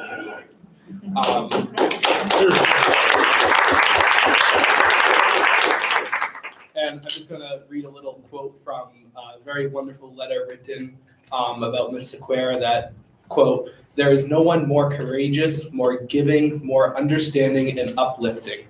She has truly left those forever footprints on the soul of this school." So, Ms. Sequeira, thank you very much from the Student Council for all that you do. Beyond that, we started our spring sports season. So we have baseball, softball, track, and lacrosse, I believe we do with Hudson High School as a co-op. So looking forward to some good seasons and a lot of good games there. Upcoming events, we've got our student council is running a family feud event, which is always hilarious and a lot of fun. We got 2 teams of teachers who compete against each other. The surveys were sent out to students to answer family feud questions. And it is an experience that's next Tuesday at 6:30 p.m. in the auditorium. So please come, there'll be snacks and refreshments, and it's a great time. This weekend, our drama club is hosting their school play. It's Beetlejuice Jr. Friday at 6 p.m. And then Saturday, there's 2 shows, 2 p.m. and 6 p.m. So please come out and support the drama club. They've been working hard. I think they actually might even be there as of recently today, working late to put together an awesome show. It's going to be great. So yeah, that's all I have there. Nice job, Matthew. Thank you. Yep, thanks, Matthew. Just how eloquent of a speaker he is, right? For being a junior in Tohoto to speak that well. Thanks, Matthew. Represent us well. So the next thing on the agenda is talking about our FY26 calendar professional learning. I know that you have an electronic version of it. Does anyone need a hard copy of it right now? I can hand some copies off, just thinking that people might need a copy of it as well. Anyone else? Yep. So we're really trying to get 25, 26 calendar done. We're actually working on 26, 27 as well. We feel like it's real important to get this to families and approve it. You've seen it a couple times. A couple things we just want to talk to you about, there were some conversations last time, is that April 3rd day. Right now, we have that scheduled as a day off. We talked about before for Good Friday. It's a religious holiday. We checked the amount of teachers that take that day off anyways. So right now, we tentatively have that as a day off. If we were to reinstate that day and have school taking place that day, the last day of school would be on June 15th. So right now, it's scheduled for June 16th.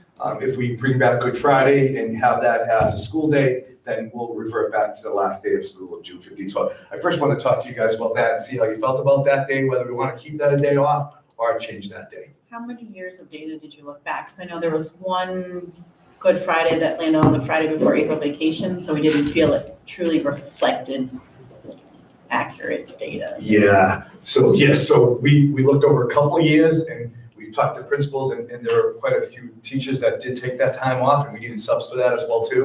I don't know how far back we looked, but I can look a little further if you need us So to. it was definitely during Carol's time, so it was only in the last. Maybe 3 year or years, two. I think, was when we had, Was there, do you have the numbers? If you don't mind? I don't, I can get those specific numbers if you wanted to for us.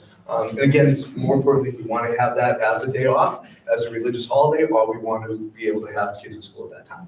And I know we heard from principals last time, them saying as well, I can get you the exact number for the next time if you want, but just if we want to have that as a day or not.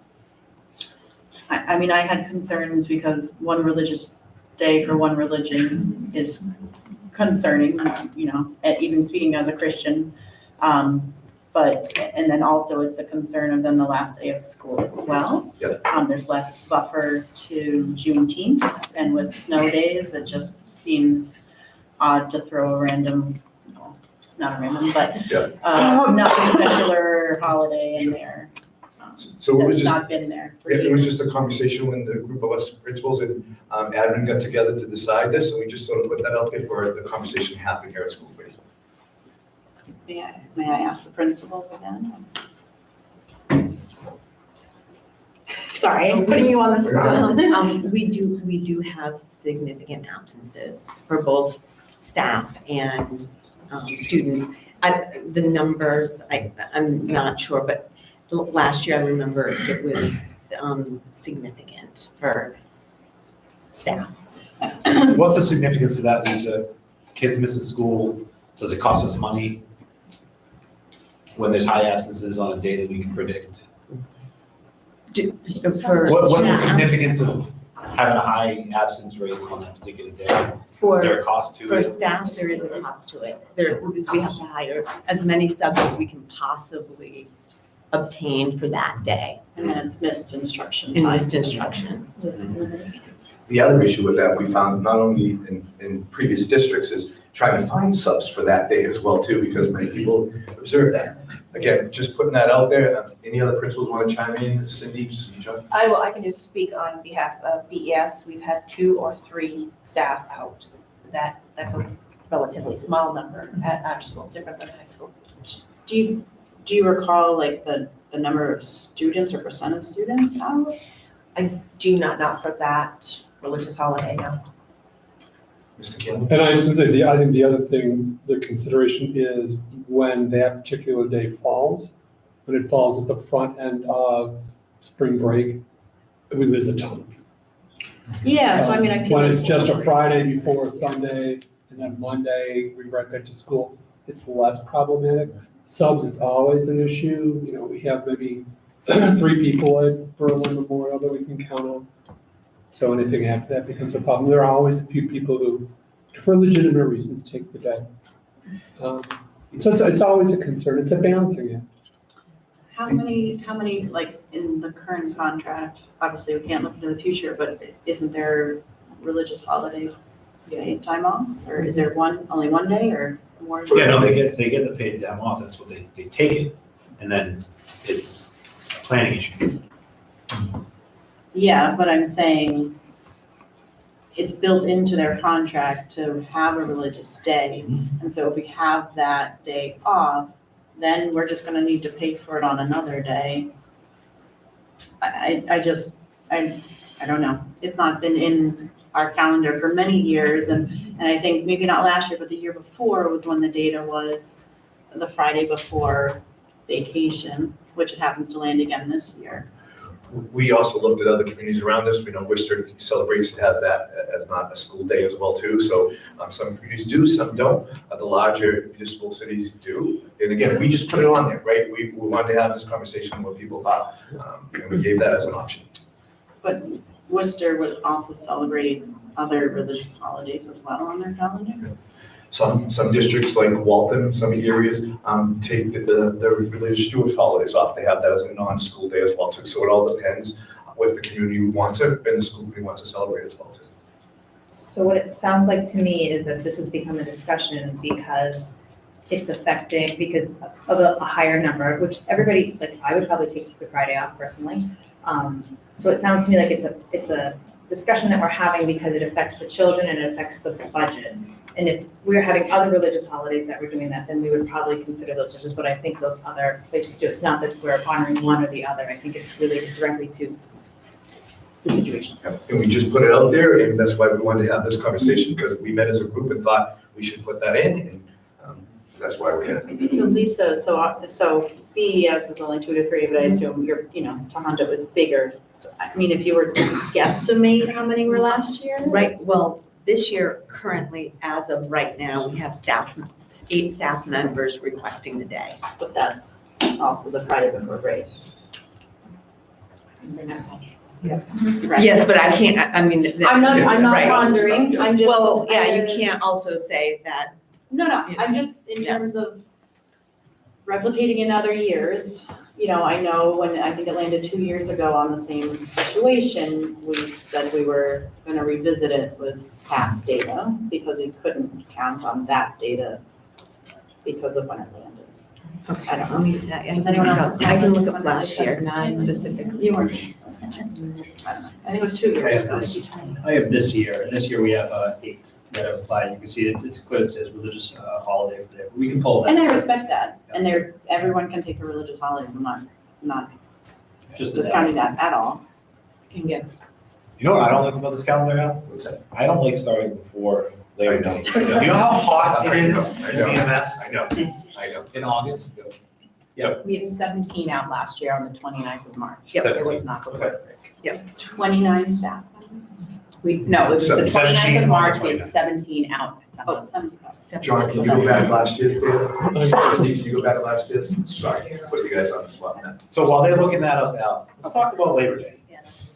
Do you know how hot it is in those metal roofs, buildings in August and in September? So if We don't have air conditioning.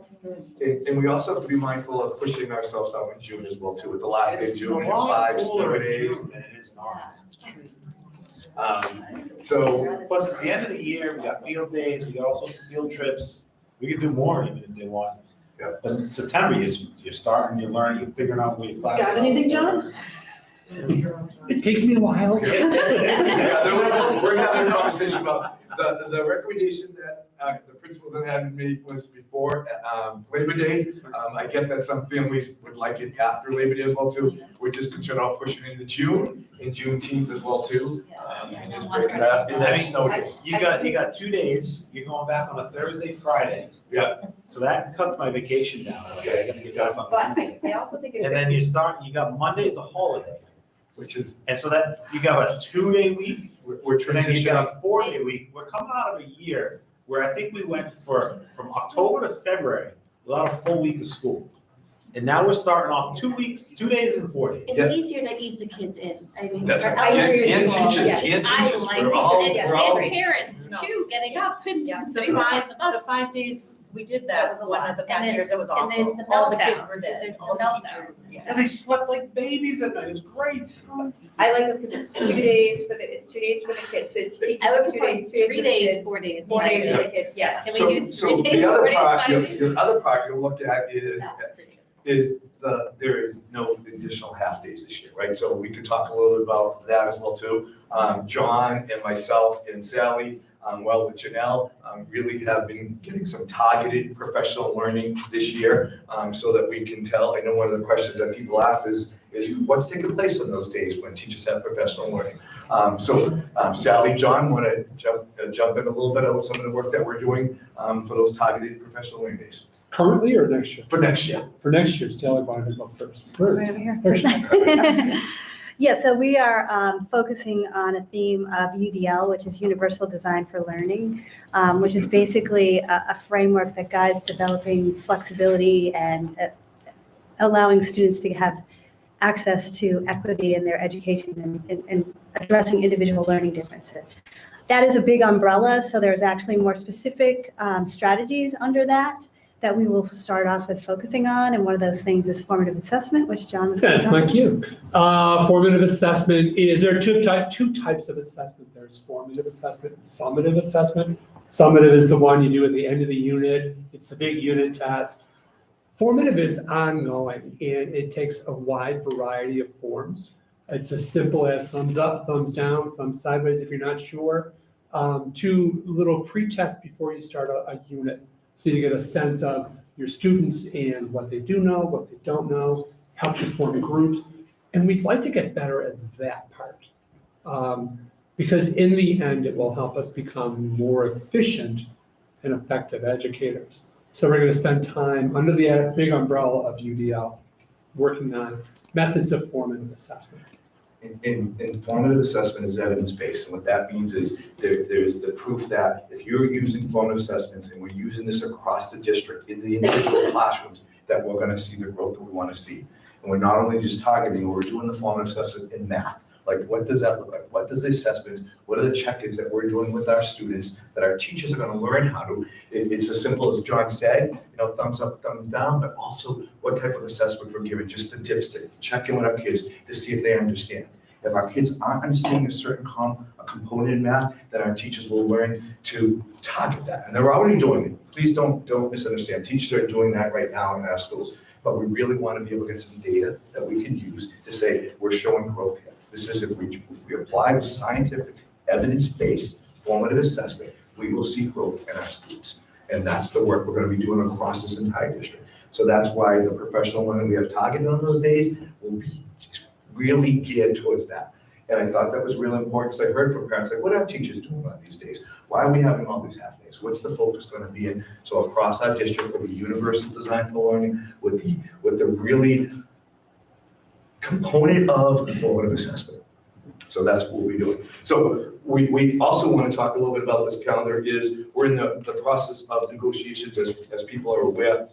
We're asking for an additional professional learning day that won't affect parents, won't affect children's calendar, but would affect our staff calendar. And that's why we're really being specific that this is a calendar for our students and for our families, also a calendar for our teachers, but we're looking for an additional professional learning day through negotiations, and we either add that on at the beginning of the school year or at the last day of school, one of those two things. And again, we're in negotiations right now with that as well too, but it won't impact the student calendar as well. So is that why the 25th of August is held open? Historically speaking, we started school on a Wednesday. Yep, that's exactly. Or, I mean, on a Yep. Wednesday. Yep, that's exactly why that, to Mike's pleasure, we can start the kids even earlier and we'd be back in, teachers would be back in on the 25th as a first day. Or it would be also on the last day, which would be moving it down to June 25th. And all that information is on the back as well too.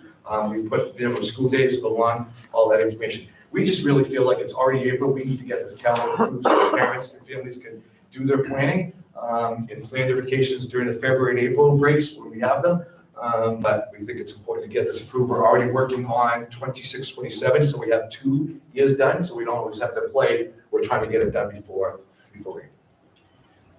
Also in past years, I mean, I think there's been some of the stuff for teachers prior week. Is that, I think that's true? That's all laid out in the weeks of that week, the week of August 25th.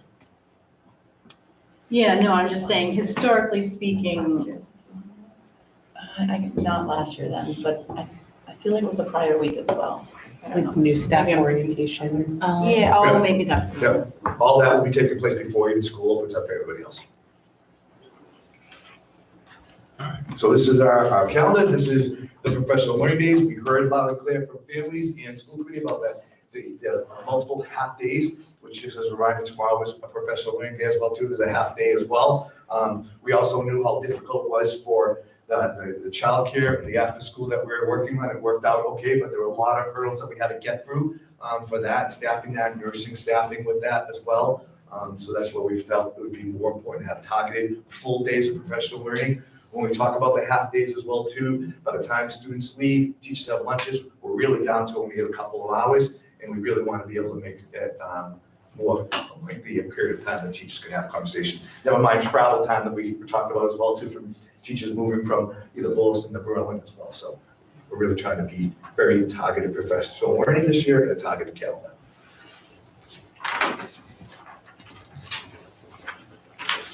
Questions? So we still have the learning. Yes, we do. Yes. Yep. Yep. The 20th, March 20th? Oh, okay, so it's just labeled PD, not half, PD, half. It's Celebration right. of learning. Celebration of learning. And then You the got that on a fall. Friday, yeah. We do. How's that, what's your thinking there? It's a great day. I had a chance to visit all three schools. The teachers are busy. There's a lot going on in those days. We just thought it was a nice backup for really up to the weekend for our teachers. It's a lot of work. Those schools were busy. I visited both Wilson and Berlin and Tonto. There's a lot going on. And teachers are preparing, a lot of parents in here as well too. We just sort of married it with the weekend getting ready for it. So that's a Friday, that starts at what, noon, the celebration? That's right, and the early part of the day is teacher preparation, getting that ready for that as well too.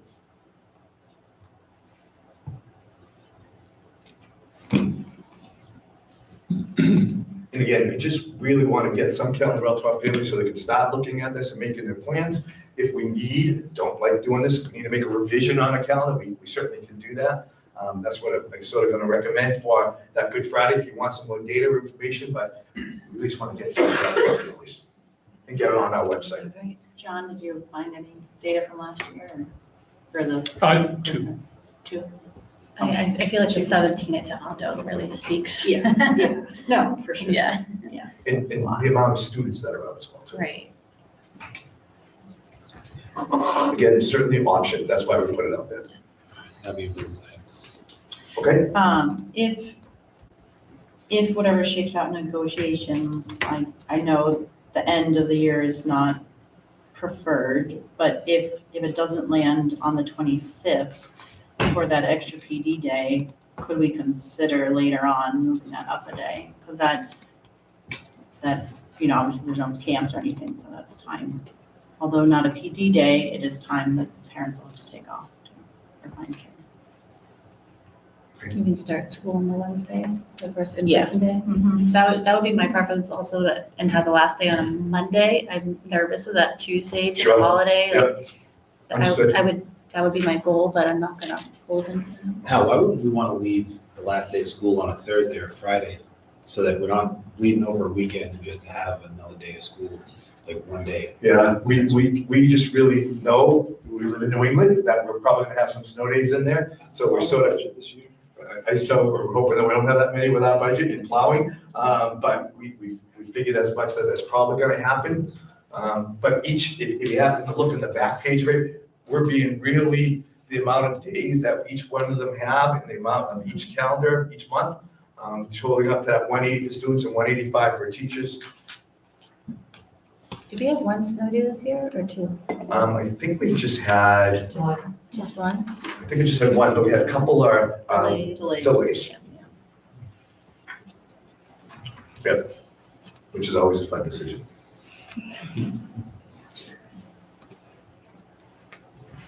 My first year as a superintendent, the last day of school was June 28th. Made some bad calls that first year, so we much more careful of making the calls. Yeah, absolutely, June 28th. In the winter. Yep. Any other questions on that? Okay, I mean, outside of those changes, nothing was significantly changed from the last version. from last year or? No, the last version of this from the last. That's right. No. We mean. I mean, the PD day was stuck in on the 10th of November. I feel like that's new from this version. And by the way, we were really careful about those days. We wanted to have those professional learning days with our teachers, but also to make sure there was some consistency, that not having those half days breaking up the instruction. But also we knew it was tough for parents as well too, having them on different days. So we were trying to be careful about that as well. Yeah. So we put a lot, it's not an easy task putting a calendar together. Just know that. And I thank all our principals and directors that helped us do this. Okay. Once again. Okay, next on the agenda is principal search at Boylston Elementary. So again, I know Mrs. Sykes and Mike, I want to wish Cindy the best of luck in her new position. We had a chance to talk for a long time today. We truly hate to see her leave, and certainly a loss for Boylston, and certainly a gain for Grammy. So we wish her the very best of luck. We're looking forward to our transitioning for the remainder of the year, working closely together. Cindy and I, like I said, had a really good conversation about that. I want to go over a little bit of the timeline for the principal search as well too. So Monday, April 7th, after meeting with the staff of Boylston and meeting with Cindy and informing everybody, Monday, April 7th, we posted the job for Boylston Elementary School principal. One of the things the staff said they wanted to get that job posted early and get it out there, so we did. We've had it open for not even 24 hours. I think Nicole, before we left, it was 13 or right? 11. We had 11 people already applying for that position. So that's just with one day. This coming Friday, April 11th, Brianna Pasquale, myself, and Sally will stop looking at resumes. And the only thing we're going to be doing, looking at resumes and seeing if they are have their certifications. I'm asking Sally to join us because we'll be just making sure on their ELAR accounts that they have that admin certification, that it's covered as well too. So we'll start that process as well too. It is open for 2 weeks, but one of the things that the staff, the parents said, is they want to get this process going so it's not delayed, because there's a lot to it, right? Looking through resumes, doing that first round. And by the way, resumes, what will happen is there's a team being formed, which is currently, I think we decided as a staff, about 10 to 12 people. Maybe 8 to 10, we're still trying to work out the numbers right now, as I see the staff nodding their head. We have a combination of teachers, paras, specialists, special education teachers, administration, parents, and school committee members. So we really have a large group of people that want to participate in it. What they're going to do, if they're being part of this interview panel, they have to commit to it all. We decided that's the way they want to do this. So what will happen is when all the resumes come in, they'll be down in the central office, because already we're getting people who are applying that saying they want to keep this confidential still because they're currently employed somewhere as a principal. That first round, people will come down to the central office. There'll be sealed envelopes. They'll rate their resumes, and that will help us get to that next round where people will bring in for interviews. We'll start that process along with the process of getting them out to our communities, getting a chance to meet with parents. All of that will be taking place the week of April 14th. We're hoping that the interviewing panel, like I said, will come to central office. They'll look for those applications and start that process, so we can do the next round of starting some interviews as well too. The hard part for us is wanting that many people on an interview panel. We got to calendar all those people. Never mind along with people who are candidates to get in here as well too. So that's going to be strategic. Most of it will take place probably most likely after school as well too. We'll continue to keep you updated on the process, but we wanted to know where we're at least at this time.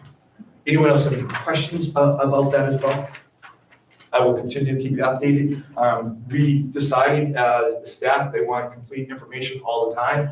Brianna will be sort of our point person. I think Brianna and I already talked 3 times today. I'm feeding her information. She is then giving that information to the staff, and that's the way we'll keep everyone informed. I'll keep school committee members informed as well too. Next on the schedule is Toronto Regional Middle High School graduation. It's going to be here before we know it. For school committee in our community, it is scheduled for June 1st, 2025 at 2:00 p.m. We'll talk a little bit more about graduation, what it looks like for all of us, for our chair, as well as our school committee members on the day of that graduation. We're hoping everyone can make it. As you know, when our students are walking across the stage, It's just not the work that's taking place at the middle and high school. It's the work from everybody in this room, right? All of our principal, all of our teachers, when they first started out preschool, all the way up to graduating across.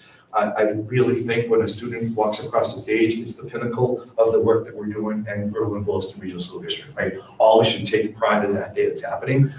So we'll talk more as that coming closer, but I want to make sure we had that on the calendar. We're really looking to do some special things and recognizing the work that this committee has also done, right? The decisions that you guys make every single week or every single month when we're coming together, it impacts the budget, everything we're talking about helps those kids walk across that stage and graduate. So we want to make sure that's a special day for us. And that's my report to the school committee from the superintendent. Oh, sorry, one last thing, I got to apologize. May 7th, we're updating the calendar as we speak. Someone brought it to our attention today. Is it updated online? So May 7th will be a full day of school. Remember, it was originally scheduled for a half a day of school. We took a half a day when our team made the Super Bowl and won the championship. I know it was a tough decision. It was like a snow day call, but we called a half day there. We decided on that May 7th, that was scheduled for a half day. We made it a full day. It's updated on our calendar. We'll be sending more information out as well too. But May 7th will be a full day of school, making up for that Friday, December 6th, that we had a half day. Great. Thanks, Al. Great, thank you. Next up, we have our administrator updates. We can start with Ms. Lisa Sequeira, town principal. Thank you. Good evening, everyone, and thank you for the opportunity to share Tohoto highlights. I want to thank Matt for, that was one of my things I wanted to speak of, the highlights of the student council and their winning the award. And I'm always incredibly humbled when my students speak. So thank you, I appreciate that. I would like to also share that our 6th grade Quest students took on the world literally with a Model UN simulation held in this room, led by Mrs. Berry and Mr. Starziak. It was really incredible to see students, our 6th grade students, our youngest students at Tohoto, diving into international diplomacy with real confidence, and to hear them speak and just interact in such a way was really inspiring. Our AP Literature students with Mr. Doherty brought learning into our community with discussions and community engagement at 19 Carter. This was an important intergenerational opportunity for our students. These are the same students that do exhibition about 6 weeks ago, and we have our 2nd round of exhibitions occurring with students from Miss Maynard's class. Our students have completed the ELA MCAS assessment, and we were so grateful for the support of Joe Sposato, who helped us manage the new platform. I don't think, even though there was all of this talk and the votes happening about MCAS, people, I think we discussed this, thought that MCAS was kind of going away, and it's not. It's still used as a very important tool, and there is a new platform. And so we were thrilled with how smoothly it went, and everybody's support in all of that. And finally, a big shout out to Ms. Gardner and the Mind Matters Club at grades 6 through 12 for hosting our Refresh Day, and a speaker, Ashley Gustafson, whose message about the power of influence truly inspired our students at every grade level. And this was only possible through the incredible support and donation by our PTO, who funded the Ashley to come in, who spoke specifically to each grade level, and then a combined 11th and 12th grade. So we're very grateful that, to all of those contributions, and which really exemplifies being better together. So thank you. Thank you, Lisa. Cindy, BES principal. Thank you for this opportunity to share some of the things that BES is doing. We're also going to talk about MCAS, and as you know, one of the things that we are working on is improvement in our MCAS scores. And last year, coming into BES, I noticed, the kids kind of looking at it, and we said it was just a test, do your best. And this year as a team, we pumped that up. We wanted the kids to try their best, show their best, and as someone said, MCAS, my chance at showing what I know. And so third grade is the first chance to take this, and there's nerves and there's fear, and the teachers do an amazing job at calming them and letting them know that we believe in them. So we took that up a notch this year. We had a little pep rally just for the third graders in the gym. And then the entire school, teachers, staff, everyone were lined the hallways for them and pumped it up to really show them that we believe in them. There was confetti. There was a lot of fun. And as they went through the halls, we posted videos online. The fourth and fifth graders who took it last year said, we didn't get this last year. So today we did the same thing for them as well. And so we had a little pep rally for them. We shared stories of last year of how a student came in and took the test in 35 minutes. We talked about, was that showing your best? Could that child have taken longer and really checked his work? Yes. And we did it early, even though they're scheduled to take ELA this Thursday and Friday, but tomorrow's a half day, and squeezing all that in is a little tricky. So we gave them a pep rally. The teachers talk, gave them some really good, we got this, we believe in you. We took them outside, went down the halls where the kids had those posters. We get them through them really quick. If you haven't seen this on Amazon, it's confetti that you throw out and it wraps right up and you can throw it away. So if you haven't seen that, it's a little plug. Custodians must have loved that, much better, right? It is. So it's really pumping it up and just letting them know we believe in them. And I believe in that, I know our team believes in that, and the students really appreciate it. So that was huge. We also, we have BEC, which is our PTO, and it's the Boylston Education Collaborative, who gave our students a chance to do some hands-on science. And they brought in Heather Simpson, who I believe is from Berlin. Yes. And the kids were so excited in the last couple weeks. We have another class, another grade doing it soon. They dissected owl pellets. They were studying insects and watching worms, very hands-on. It was a hit. But I want to talk a little bit about BEC, and I have some figures on there. They raise money for our students and our staff. And I just want to talk about the $12,000 in grants that our teachers apply for to bring in those resources that our budget may not provide. $1,500 in stipends. So teachers have to apply for this. They have to, they go through me, I approve them, and then they go to BEC who approves them. And they brought in things like whiteboards, standing desks, wobble seats, fidgets, positive reinforcers, monthly subscriptions that we don't provide as a district, we just can't. And it's huge.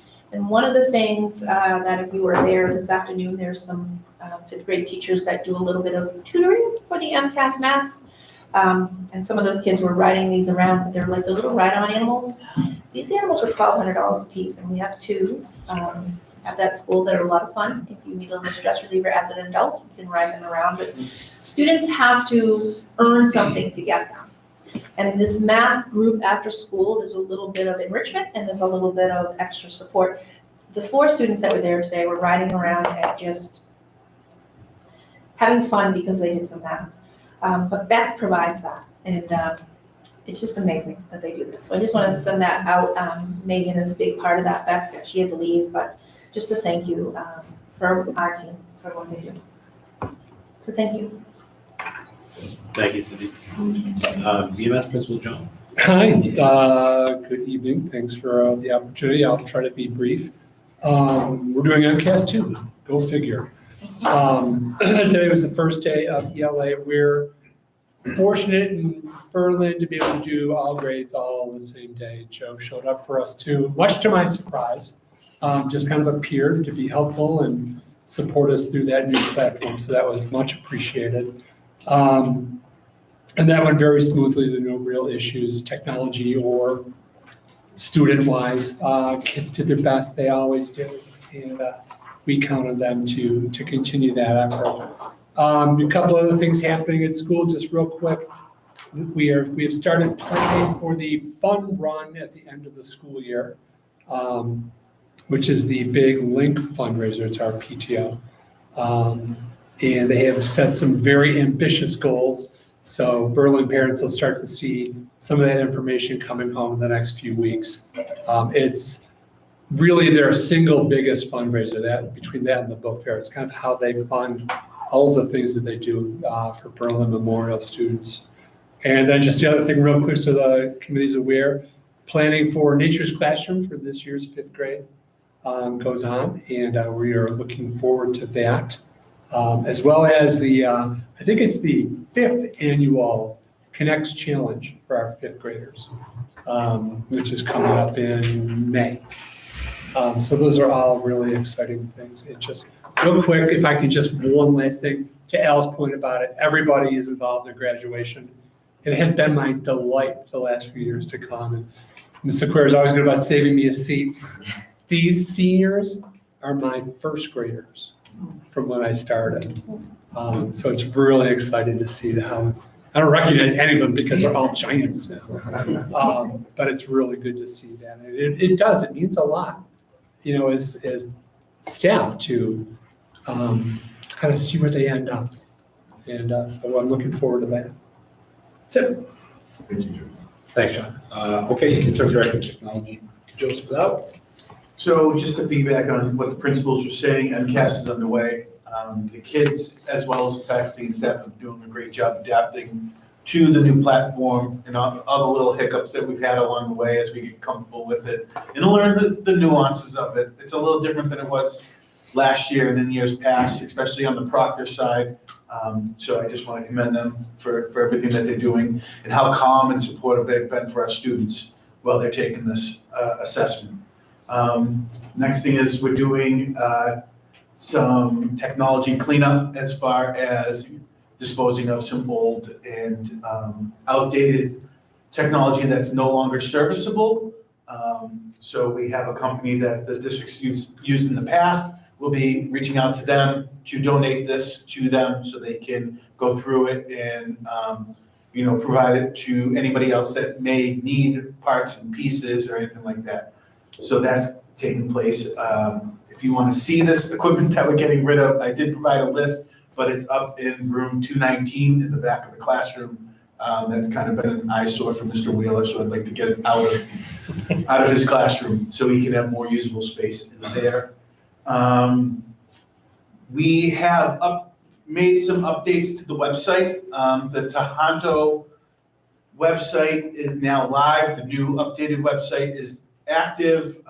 It's been perused and piloted over the last couple of weeks where we've been collecting feedback and making minor adjustments to some things that have been there and that were missing. We've put them back on. And I do ask that as you take a look at the website, if there's something that was there that's now missing or you can't find it anymore, please reach out to me.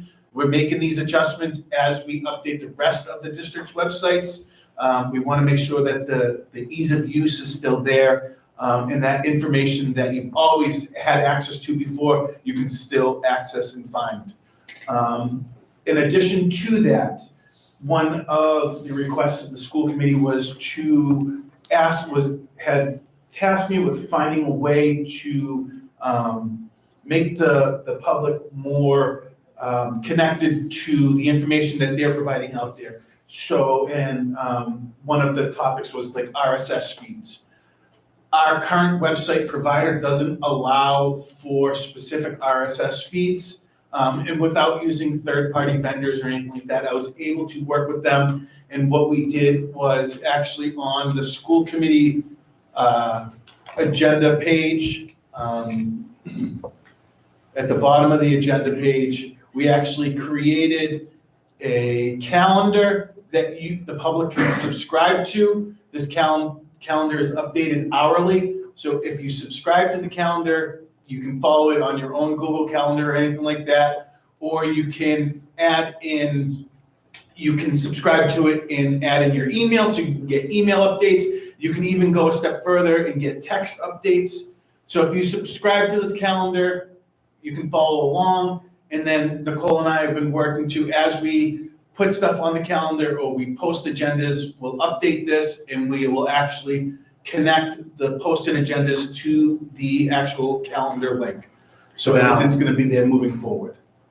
So you basically sign up and get alerts when there's an agenda posted. You can sign up and get alerts, or you can actually subscribe to the calendar and automatically have it populate to you. So if I look at this right here, and click RSS, it's going to allow me a few options to follow. So whether it's subscribing to the calendar or subscribing for alerts. So it's one or the other. So you can do that. Other than that, that is all I have for updates for you now. All right, and I'm realizing that after each update, I didn't ask if anyone had anything to say or ask of everybody. So for all those updates, does anyone have any questions or want to say anything? I love that calendar, Joe. That's really great and it addresses a lot of concerns that have been brought up. I think that's a great tool.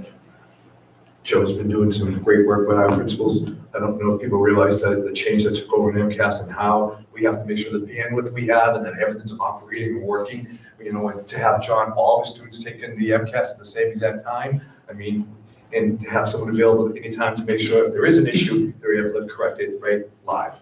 But this piece right here, we heard loud and clear when we first came here. I heard it loud and clear last night. People want that transparency. They want to know what's happening. They want to see it. Here's your chance. Sign up. You'll get all the alerts that are taking place in our district. Lori, when you make your social media updates on the committee's page, would you make a specific one for this, please?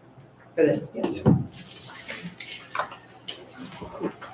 Lisa. Can I ask a question? Yeah, sorry, Lisa, what's up? Oh, do you, so I actually, because it just kind of came about, since I have this public forum and the, the interweb to broadcasting, this is super exciting. It's a community event that is happening here at Tohoto, May 12th at 5 o'clock for the community.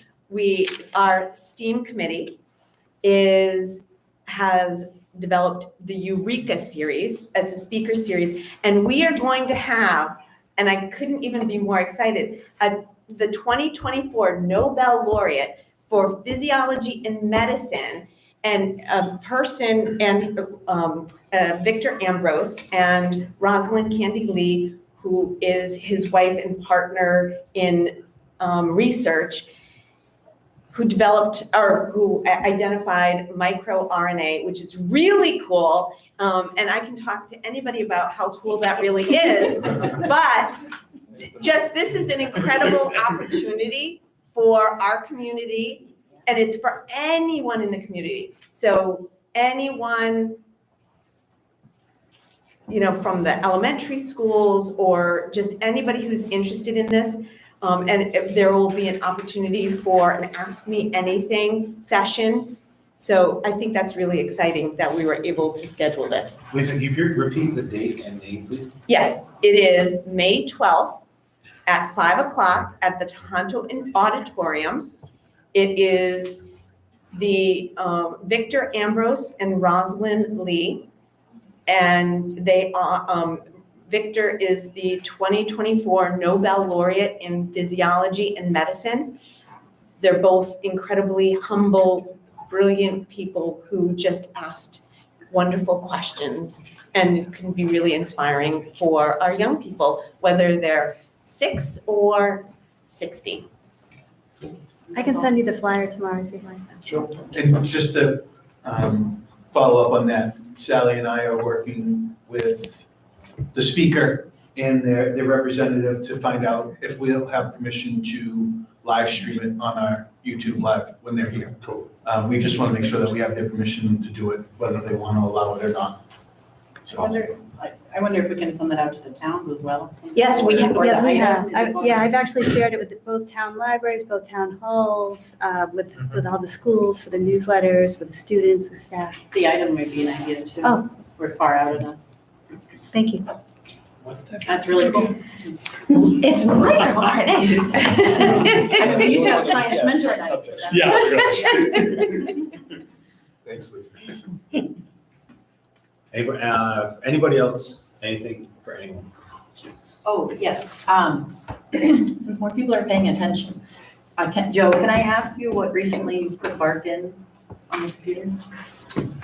I'm sorry, say that one more time? Sorry, I'm catching you a little off guard, but since more parents are paying attention, can you tell us what you put in on the computers recently with Bark? So we installed an application called Bark, which is to monitor what the students look up on the internet through Google Chrome.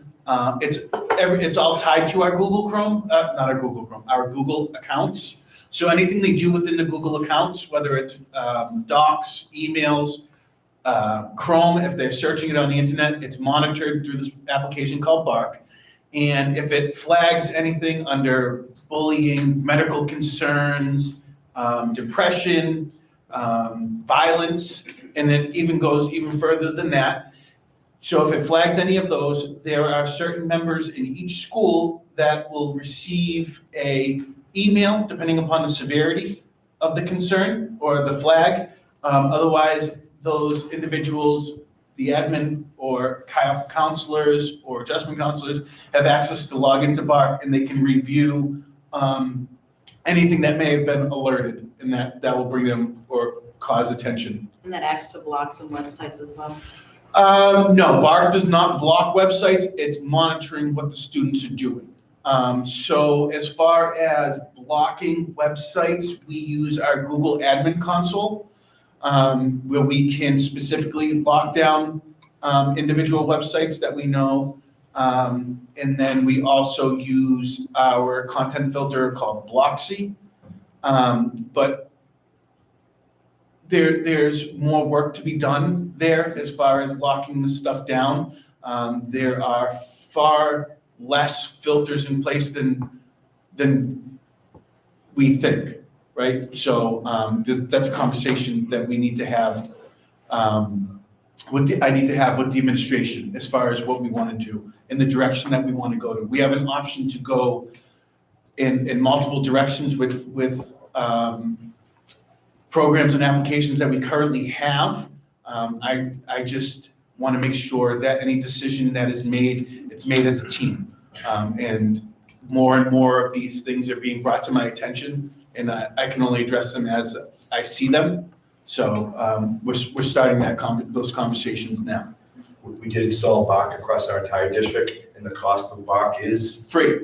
So it's something we should have probably had in place earlier, but certainly we're catching up to where we need to be.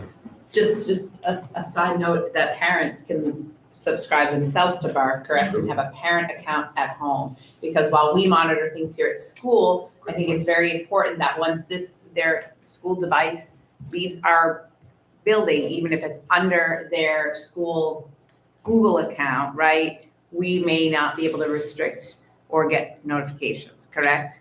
So if the device leaves the school, we have zero control over what the student does, other than what Bark will find for us. Because it's, as long as they're using, and they're logged in under their account, yes. But it's free for parents, correct? Correct, so parents can subscribe. They may have to, I haven't seen anybody do it, so they may have to reach out to me and I might have to connect them to a student. But parents can definitely look into it. If they have any questions, feel free to reach out to me. Oh, that's great to know. Cindy, you have something? I just want to say this, as Joe knows, there are some things that kids have recently tried to gotten into, and we send an email immediately, and it goes to Joe and Dave, and I'm going to tell you the response rate within, I'm saying 20 minutes, they're blocked from these sites. It is incredible, and I've never seen that before, so I wanted to thank you for that, because it's immediately, it just happened just the other day, boom, blocked, and follow up. It's been great. So we're getting there together with those sites that. It's a lot of extra work for our admin team as well too, right? Because they're getting alerts all the time that sometimes things are looking at, and then we have to decide whether that was just a miss, right? They were looking something up that we felt that it might have been okay or not, was inappropriate, and that helps Joe and the admin decide we're going to block that site and so kids can't have access to that. But again, cost free, and it's really a safety net that we're putting in place for our kids. Fantastic. Thank you. Okay, subcommittee updates. Jess, do you have anything for Success Technology? I do. Sorry, let me just open up the right thing here. So we kind of had to delay a meeting, but we'll be talking about the cell phone free lunch day at Refresh Day at Tohoto. Also, there was a cybersecurity event at Boylston BES that parents, kind of grassroots, asked that to happen, and Cindy did that with the Boylston Police. And so there were also BS parent requests also to regarding the Attorney General's cell phone and social media in schools toolkit, which is something that we have to look at as a committee. And so, and then also to look at the virtual cyber safety and bullying parent presentation on April 16th at 6 p.m. To look on that and see where to go from there. There were a lot of people signing up for that with the district attorney's office. And are we gonna be able to record that? Because that's like during like sports and stuff too. Sure, I'll talk to Joe about that with the district If they're attorney's office, okay. absolutely, Yeah. yep. Yeah. And then also with recent events, I didn't know which committee, possibly research on a survey to the parent level, the staff level, the district level. That's obviously something that we have to talk about as a committee. I did reach out to, independent website business people, schoolworks.org. I'm actually able to talk with her for a few minutes before this evening's meeting. And so they have different levels of different reviews that we can think about. But a holistic review, I think, would be above any ability to be in our budget. But there's smaller organizational cultural surveys that she was going to forward information about to me to pass on to the committee as well. Along the same lines, just Mike was asking about that today, so Erin and I are looking into different companies that are out there that can do sort of an independent audit for our teachers, our principals, our school committee, our parents, our students as well too.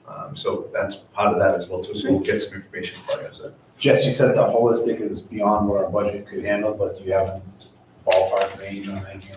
Yeah, so schoolworks.com apparently works a lot of time with huge districts. So like Springfield will hire them, or Providence, Rhode Island had hired them. And it's through the Department of Education. So right now they actually have a bid through DESE to do their district reviews for them. But for a holistic review, which includes every level, so like you said, parents, staff, district, school committee, Students, yeah. what trends and patterns. They have 10 different indicators that they look at. They come in and look at the curriculum, HR procedures, finances, decisions, how money is invested within the district.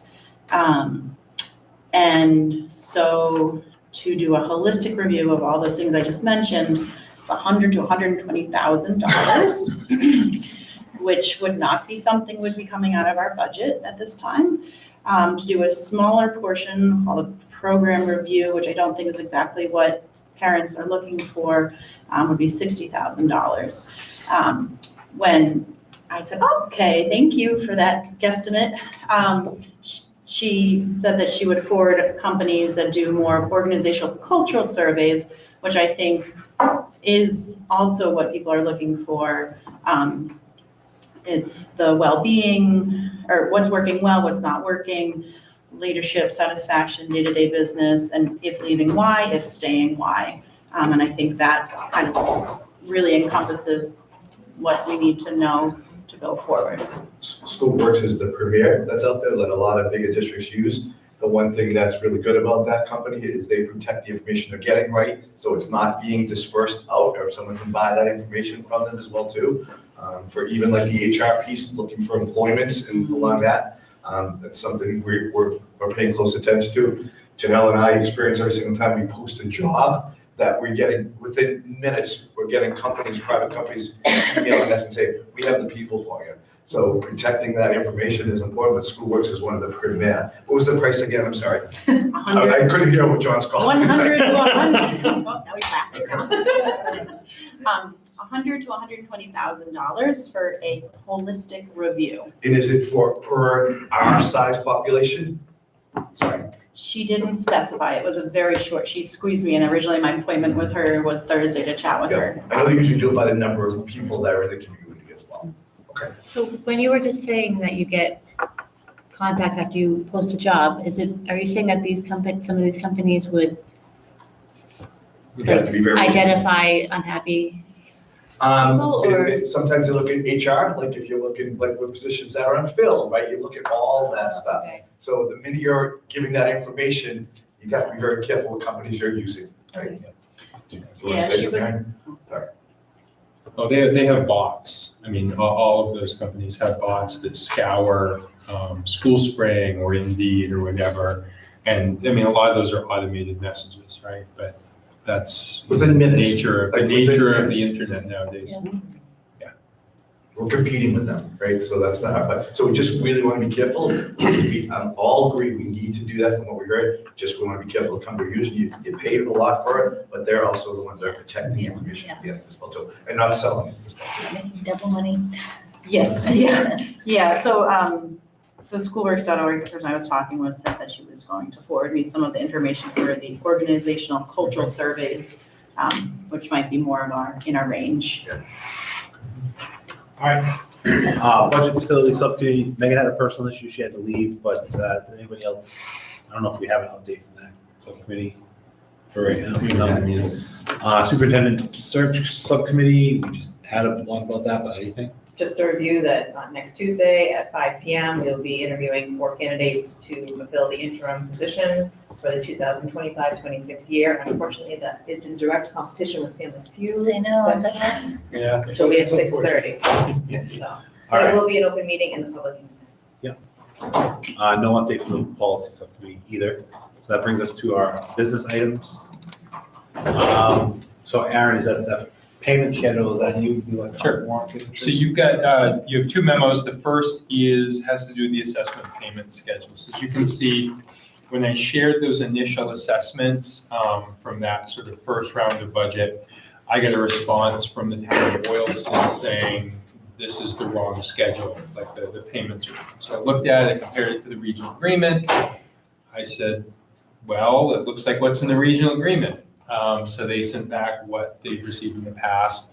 If you look at the little chart I have down at the sort of towards the bottom, to the left-hand side is what is in the regional agreement. To the right-hand side is what has previously been given to Boylston as. Can you just hang on 1 second? I think Joe's going to get it up. As an assessment schedule. Sure. Yep. So, my response was, well, the regional agreement governs my work. I don't govern the regional agreement. So in order for me to make a variance, I think I really need to come to the school committee, and ask for that okay. Currently, Berlin pays according to the regional agreement, while Boylston pays to this historical percentage. Thinking about it and looking at cash flow, either of these is fine. Obviously, you can see the historical Boylston lags a month and starts at a lower percentage, so it builds up.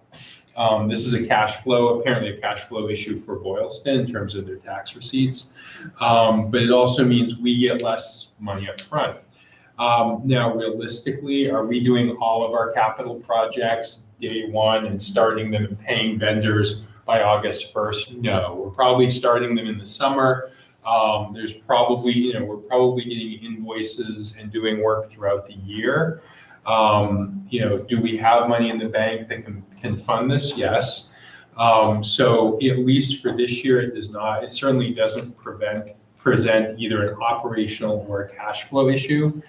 I don't know if I could say the same in future years. So I'd want to, and I think it also, puts the impetus on towns and us to review that regional agreement. If this regional agreement doesn't work, let's have these conversations.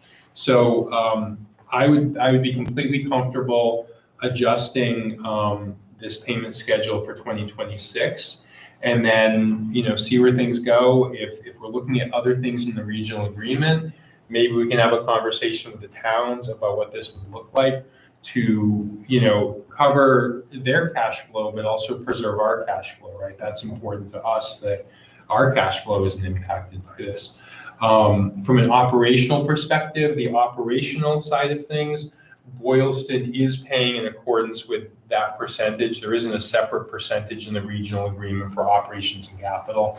And that does flow with how we typically spend our money, right? With payroll, things like that. On a monthly basis, we pay out roughly, a sixth of our expenses every 2 months. There's, some peaks and valleys and periods where there's higher spending and lower, but that works regardless. So I guess my recommendation would be for fiscal 2026 to allow me to afford both towns the option of the alternate assessment model. I'd hate to provide it to Boylston and not provide it to Berlin as well. So I would reach out to the towns. I would let them know that you've approved this.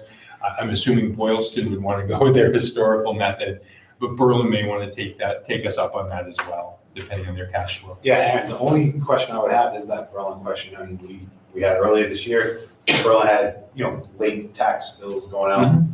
They came to us because they had potential need to push out their assessment payment date. It didn't end up happening, but we told them at the time, like, we're probably okay with that, but we got to talk to Boylston first. So have you actually talked to Berlin yet? I have talked to both Berlin and Boylston, town administrators and treasurers. They're both amenable to either of this. So there's no sort of dispute between the towns. Again, it started with Boylston, and I wanted to narrow down things with them, but we opened up the conversation to Berlin as well. Did you do that by phone or by email? By email. I have an email trail. Because I was going to say, I wouldn't want to do anything if we. Yeah. Do you have that available to us a little bit? I have an email. Yeah, I can.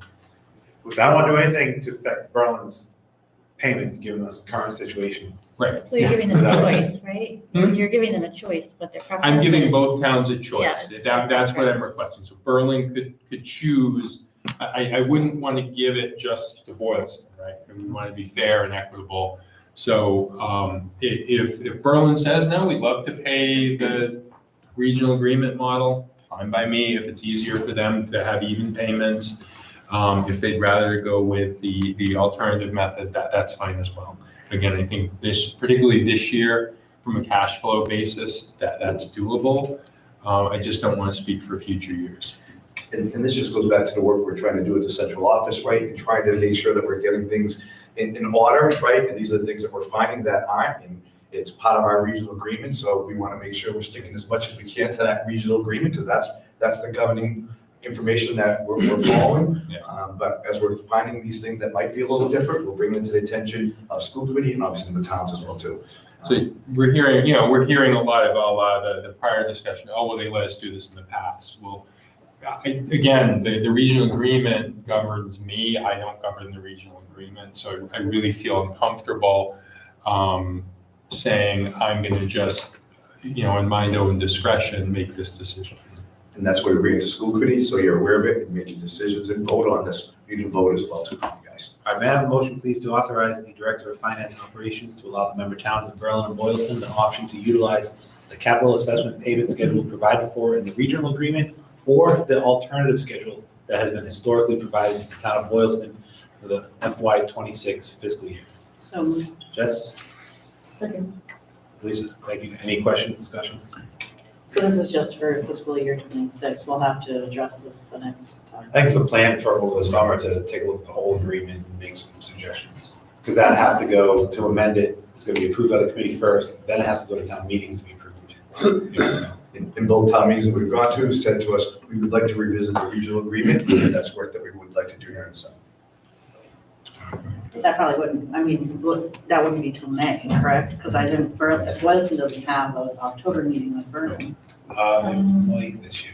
I heard talk of it. Okay, historically speaking, that didn't happen. Yeah, Sure. We could look I at don't this know for sure, I'm again. not speaking for the select. Right. We could look at this again next year. I'm not taking off the table. We might Yes. consider this again next Do on a year. year-by-year basis. I'm just saying, I'd like to do it year to year and commit to year to year rather than saying we're just gonna do this forever. Yeah, fair. Because it doesn't follow the regional agreement, and we should have a document that matches what we do. Anybody else? Sure. Thanks, Aaron. All in favor? Aye. Anyone against it? Okay, the motion passes. So. Next is the warrant signature. Yep, so my second memo speaks to, we are doing a lot more electronically. A lot of the contracts we sign, the agreements we sign are electronic. We have the capacity to do electronic signatures within the district. One of the challenges we've had is, even though we have a single signer coming in, that's Megan, she has, family challenges, school challenges, things like that. And coming in during working hours, it can be challenging.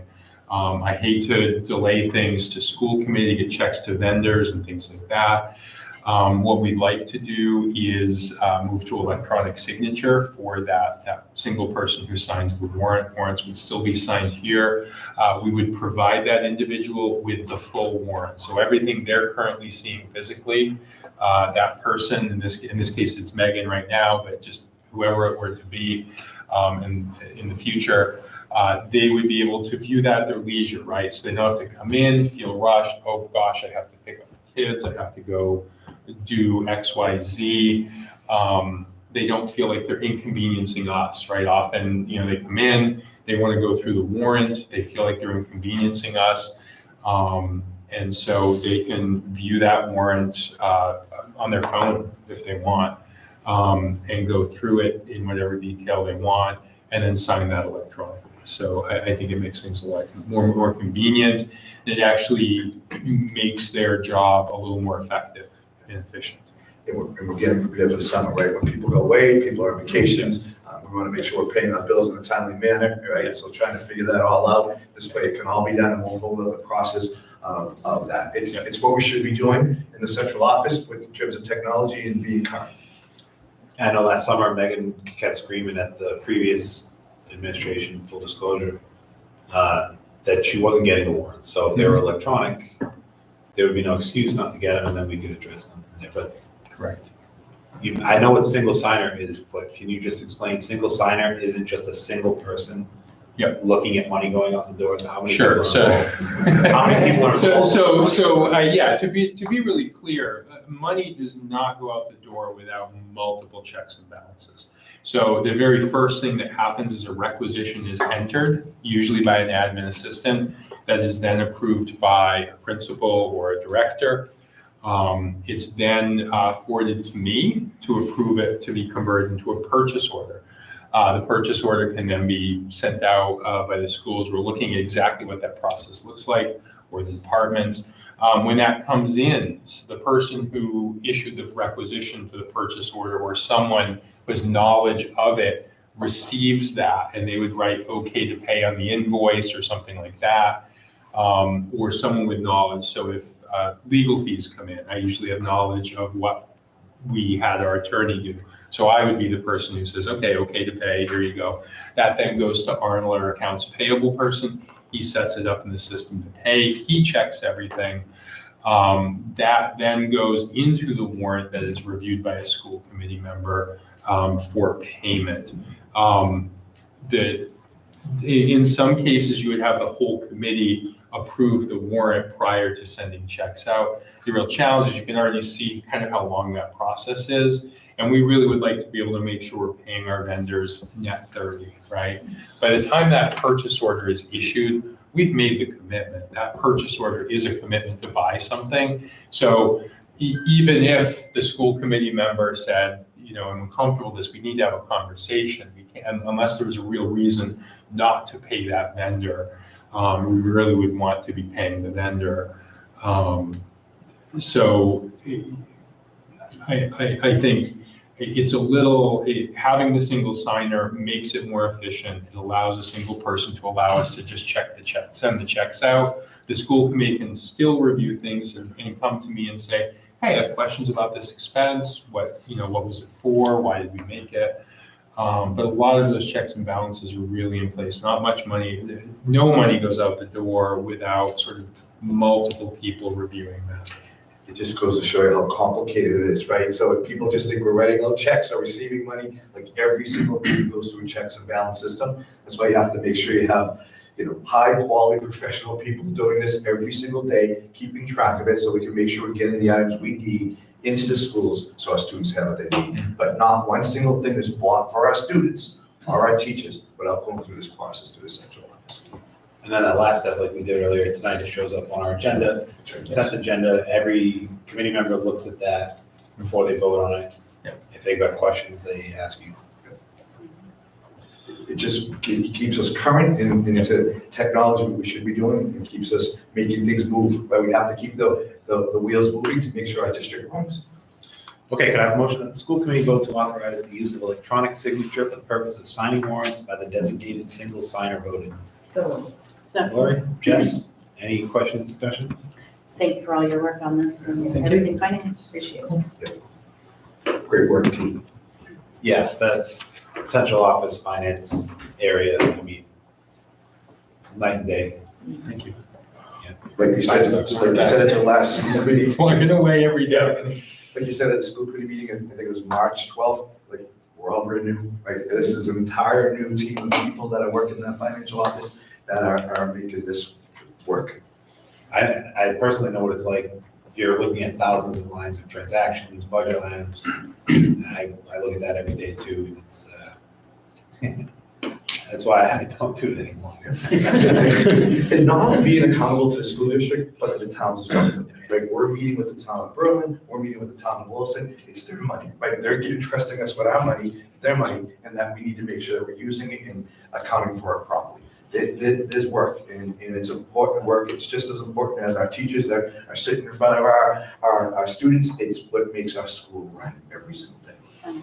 It's correct information that we can make decisions on, so very much appreciate your And work. ask questions. I mean, even if you see a warrant, then you have questions, you can email me, we'll take a look and get back to you. All in favor? Aye. Anyone against? Thank you, Eric. That motion Thank you. passes. Next work. Next up, approval. May I have a motion, please, to approve the FY26 calendar as presented tonight?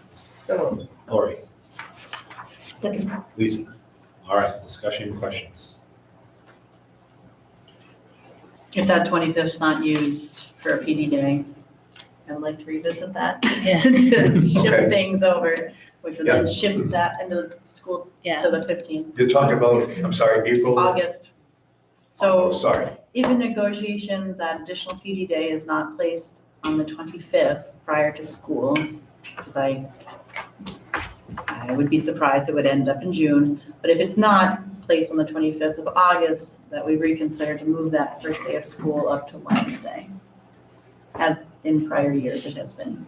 So the first day of school right now is scheduled for August 28th, and you're saying move it up till August 27th? You're saying only if. Wednesday, yes. Yeah. Whatever that With the Wednesday is. numbers. We cannot, yeah, I mean, it's tough 27th, to get into a lot of negotiation talk in this meeting, right? So No, for sure. So- I Just like to just a keep that in caveat. mind, yeah. So I'm just looking to get a calendar so I can get out to families, so at Yeah. least they know that opening day, 100%. so they're not doing verifications like this department in maybe August, right? They know that we're starting before Labor Day. messing with my job. So we just sort of want to get that out there. But certainly after Yeah, negotiations, we'll know when that is and we could do a revised calendar if necessary. any other questions about it? Am I the only one that wants to change it till Labor Day? Yes. All right. All right. You and maybe John Campbell. Listen, you get the ACs over there, it's a different story. That's fine by me, fine. I'm going. All in favor? Aye. Anyone against? So Joe, I'm gonna ask you if you get that on our website for tomorrow, first thing, get it out there. I'll have it up tonight. Thank you. Where do you want it?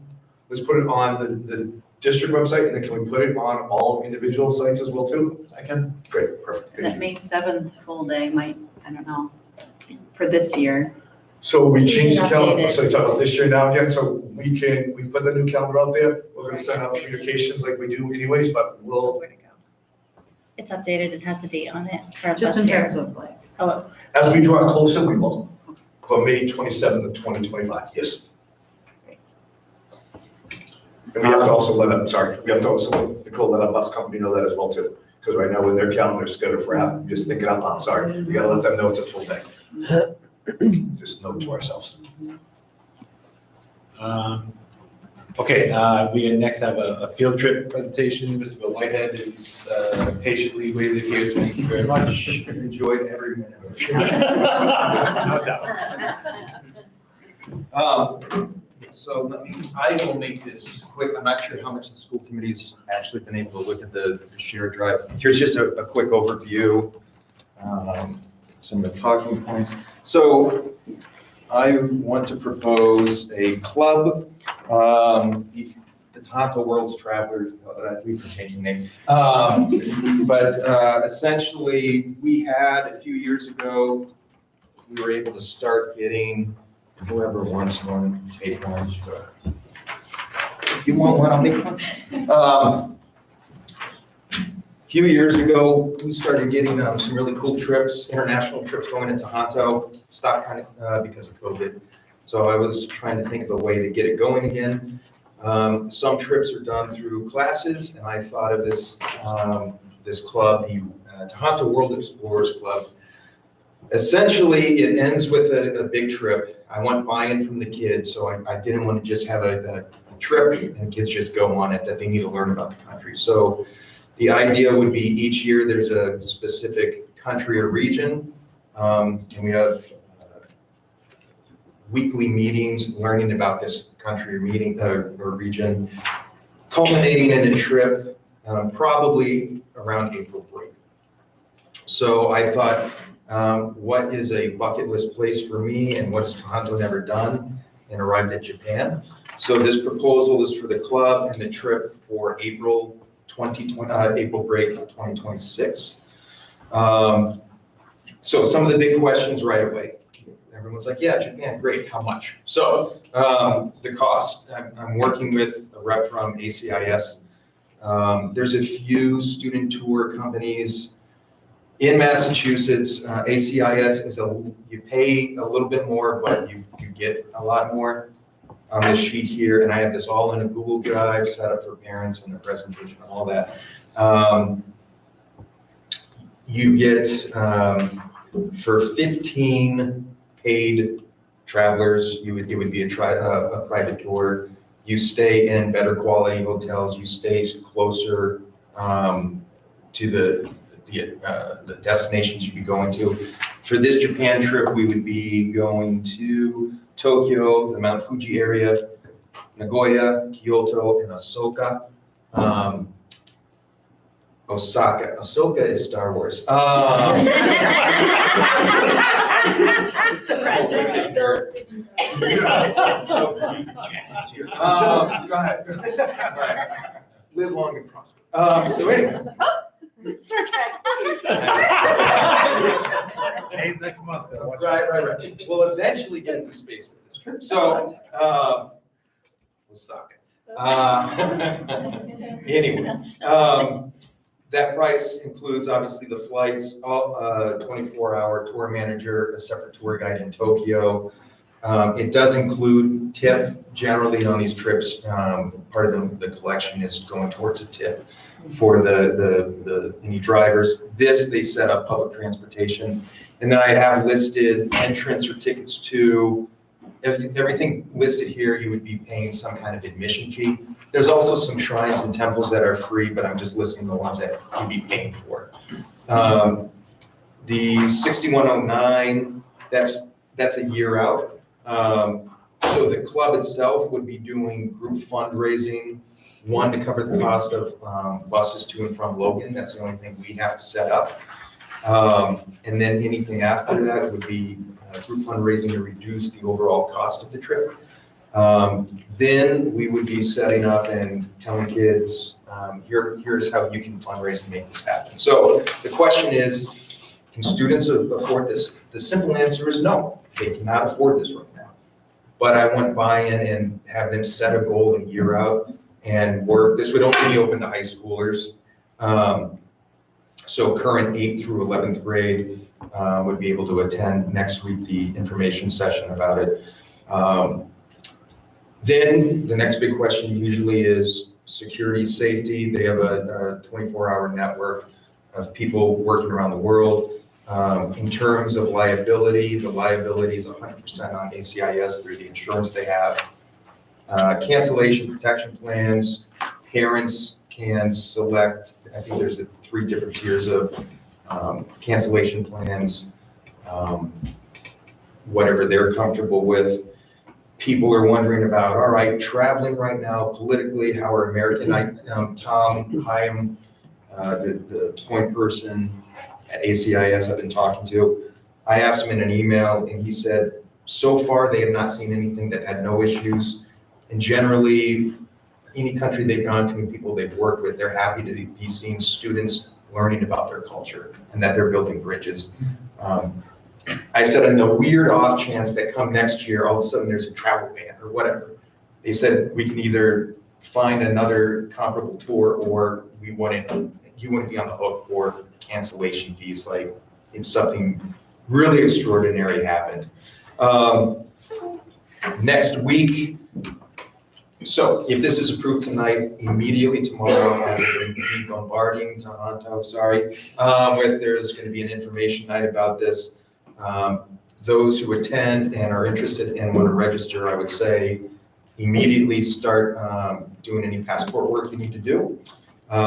In terms of that piece, that parents and the families have to handle on their own. We would have check-in points along the way to make sure people are getting everything together that they need. Communication, every student has a cell phone, so I would be urging them to do the international data for the dates traveling. There's also WhatsApp. ACIS says a lot of people use WhatsApp and GroupMe for communication. It's 1 chaperone for every 6 kids. It's 1 for the first 5 kids. I'm the group leader, then 5 students sign up, and then you would get another chaperone paid for every 6 kids. We can have additional chaperones, but they'd be paying for it. Yeah, I'm trying to give you the streamlined version. And Bill, there's a whole curriculum that's going to be based upon this, is correct? Well, that's what the club is. So what I shared in the drive, even though the club's not in a class, I tied into the standards, specifically English and history, the standards that they would be addressing. So it's a little bit of a workaround. I also want to give as many kids the opportunity as possible. And that's what I'm asking for, the opportunity. And this could fall on its face and no one signs up and they're like, you idiot, what are you doing? But we tried. As a district, we can say we tried, we put it out there and there was no interest. And I think you're just asking the school committee for permission to start this endeavor, to see, get information, reach out to families, right? Yep. Reach out to students, have some informational nights. Nothing's finalized yet, you're just trying to start this process, is that correct? Or are you looking for more than that? Well, what do you mean by nothing's finalized? If we get the approval, yeah, I mean, ACIS would be ready to go. Students could be signing up and they could start signing up as early as, let's pretend it goes through. They go to the information night, there'll be stuff ready for them to register if they want. And then the club would start next year. And then I realized, obviously kids have jobs or sports. If they can't make the regular club meetings, I'll have makeup times during lunch. It'll be flexible, but they'll still need to be learning about the culture. And you'll keep school committee and administration updated? No, absolutely not. I don't, that's too much work. Yes, please. Yeah. Yeah, and I have a Google Classroom ready to go for anyone signed up, and obviously administration, school committee could be part of it just to see what's going on. Ideally, those who go on the trip, we get a trip going, people go on, record the experience, and then have a community night where they share, a movie or talk about their experience. And then if if it's successful, like that night, reveal where we want to go the next year and try to. I don't like that movie. No, I already have. And he shared a lot of information on the drive that we share with you, so there's a lot of backup information that goes along. Yeah, I'm giving you the real fast abbreviated version. Does anybody have any questions? Bill, the club proposal blew me away. It's 6 pages long. It's extremely thoughtful. I wanted to go. Like, it's really, you did a lot of work, and I think it's a great idea, and I love that you're bringing this back. Thank you. I suspect it's gonna be popular. Hopefully. Oh, and I'm starting with 18 slots, and then we'll gauge interest. We can open it up. I don't want it to be too many kids, but we're starting with 18 and see where we go. Thank you. Sorry. I was just gonna say, I think it's a wonderful opportunity, and Japan's on my bucket list too, so if you need any chaperones. There you go. Already people would, yeah. But I just want to suggest one other thing. When I was doing martial arts, I got some tapes actually at the library, and I'm sure they have just some better ways to do it now, of like conversational Japanese. Cool. And like you guys could all do that like for a year and be pretty good, by the time you go on the trip. Yeah. It's like easy, just a little bit here and there. Just for fun. Yeah, just try it out. Yeah. Absolutely. Yeah. Great. Jess, you have something? I don't know. Where did you guys go previously in the club? I never ran this club.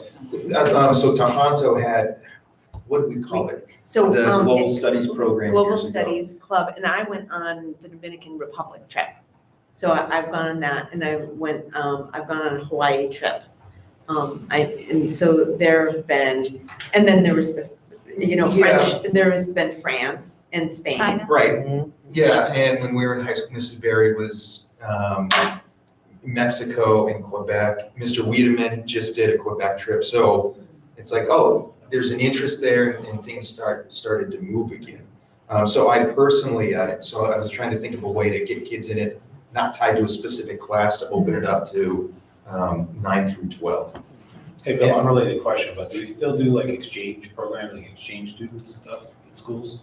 It's not something that I'm very familiar with. It isn't, not anymore. It's still out there. It is, but- Communities, I know we have quite a lot of it, but it's not as. Right, popular as it used to Smaller be. trips like this, clubs.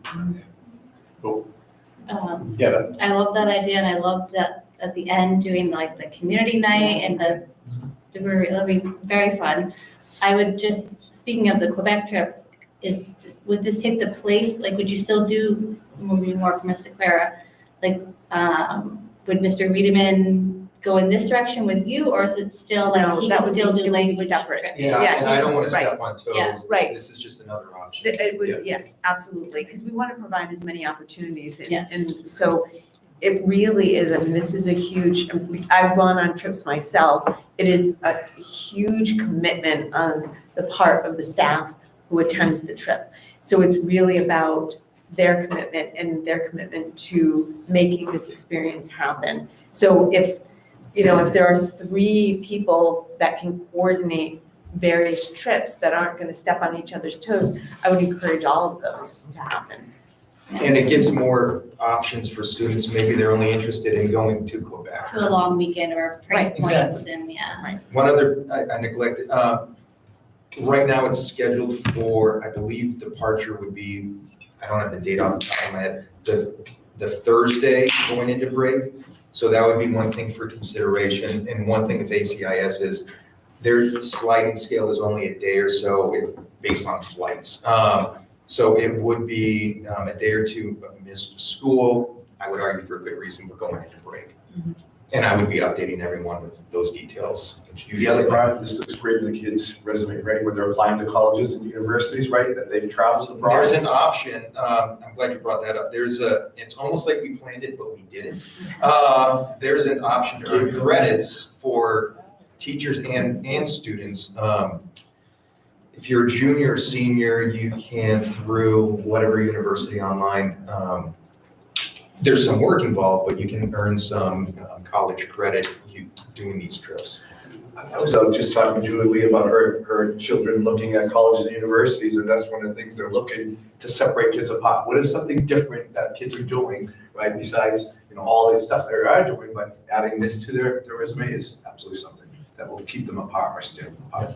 Are you open to kids who can't commit to the trip to still participate in the club? Yes, and maybe it's not written here in the other stuff. If you just want to join the club and not do the trip, that's fine. Yeah. It's more if you're doing the trip though, you gotta be part of the club to learn about. Cultural buy-in. Exactly. Wonderful. All right, so, the more you can do with this stuff, like you said, multiple trips. I did a trip similar like this in school, completely changed the way I looked at everything.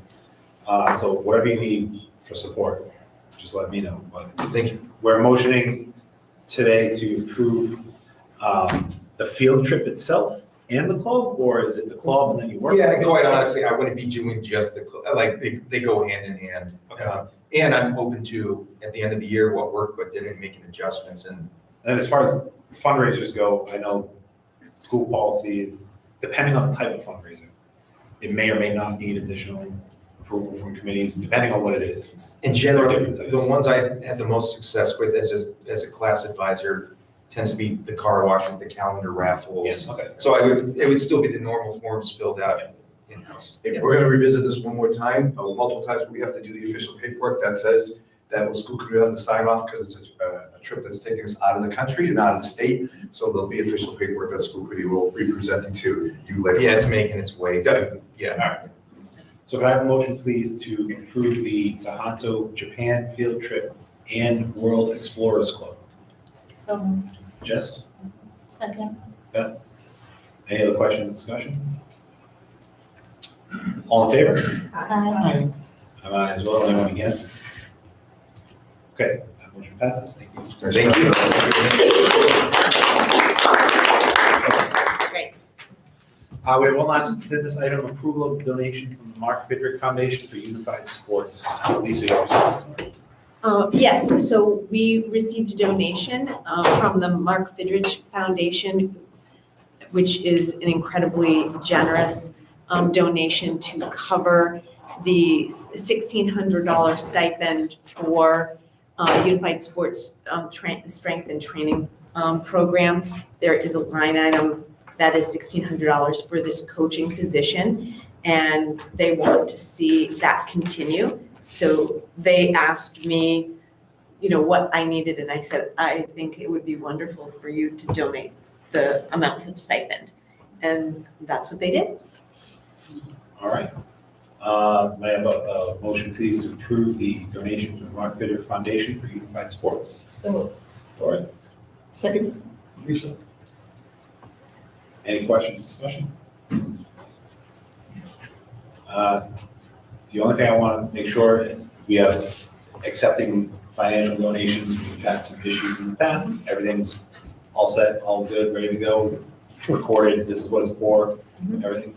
And we'll send, we're starting the process of sending thank you notes to people that donate things like this to us from the school committee as well. So we'll generate that through the school and myself and the school committee. And I have done a personal one because they sent it to me. But that I think would be much appreciated to have that. Thank you. We just to be clear, the issues with financial donations are not from this particular donor, but just in general. In general. Okay. Correct. All right.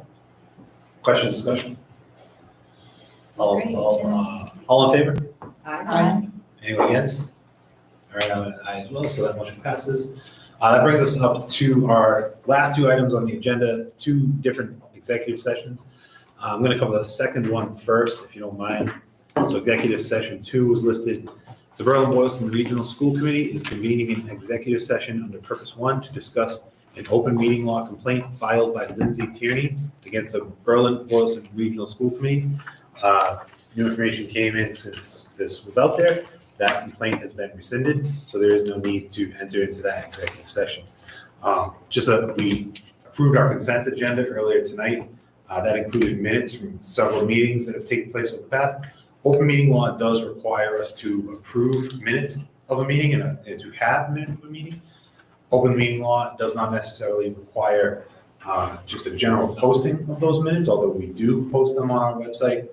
It requires only that they be made available when requested and that they do get approved in a timely manner, and the state regulations laws to define that as within the public body's next 3 consecutive meetings or 30 days, whichever is later.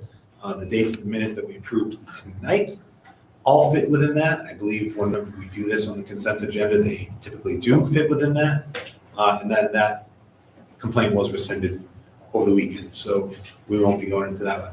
Executive session 1 and will not return to open session was for executive session pursuant to Mass General Laws, Chapter 38, Section 21A, Purpose 3, to discuss strategy with respect to collective bargaining, BBEA, CBA, if an open meeting may have a detrimental effect on the bargaining position of the public body and the chair so declares. We added this one to the agenda because we thought we might have something to act upon. We do not have anything to act upon for the committee, so we do not need to go into that executive session either. So our next upcoming meeting is May 13th, 2025.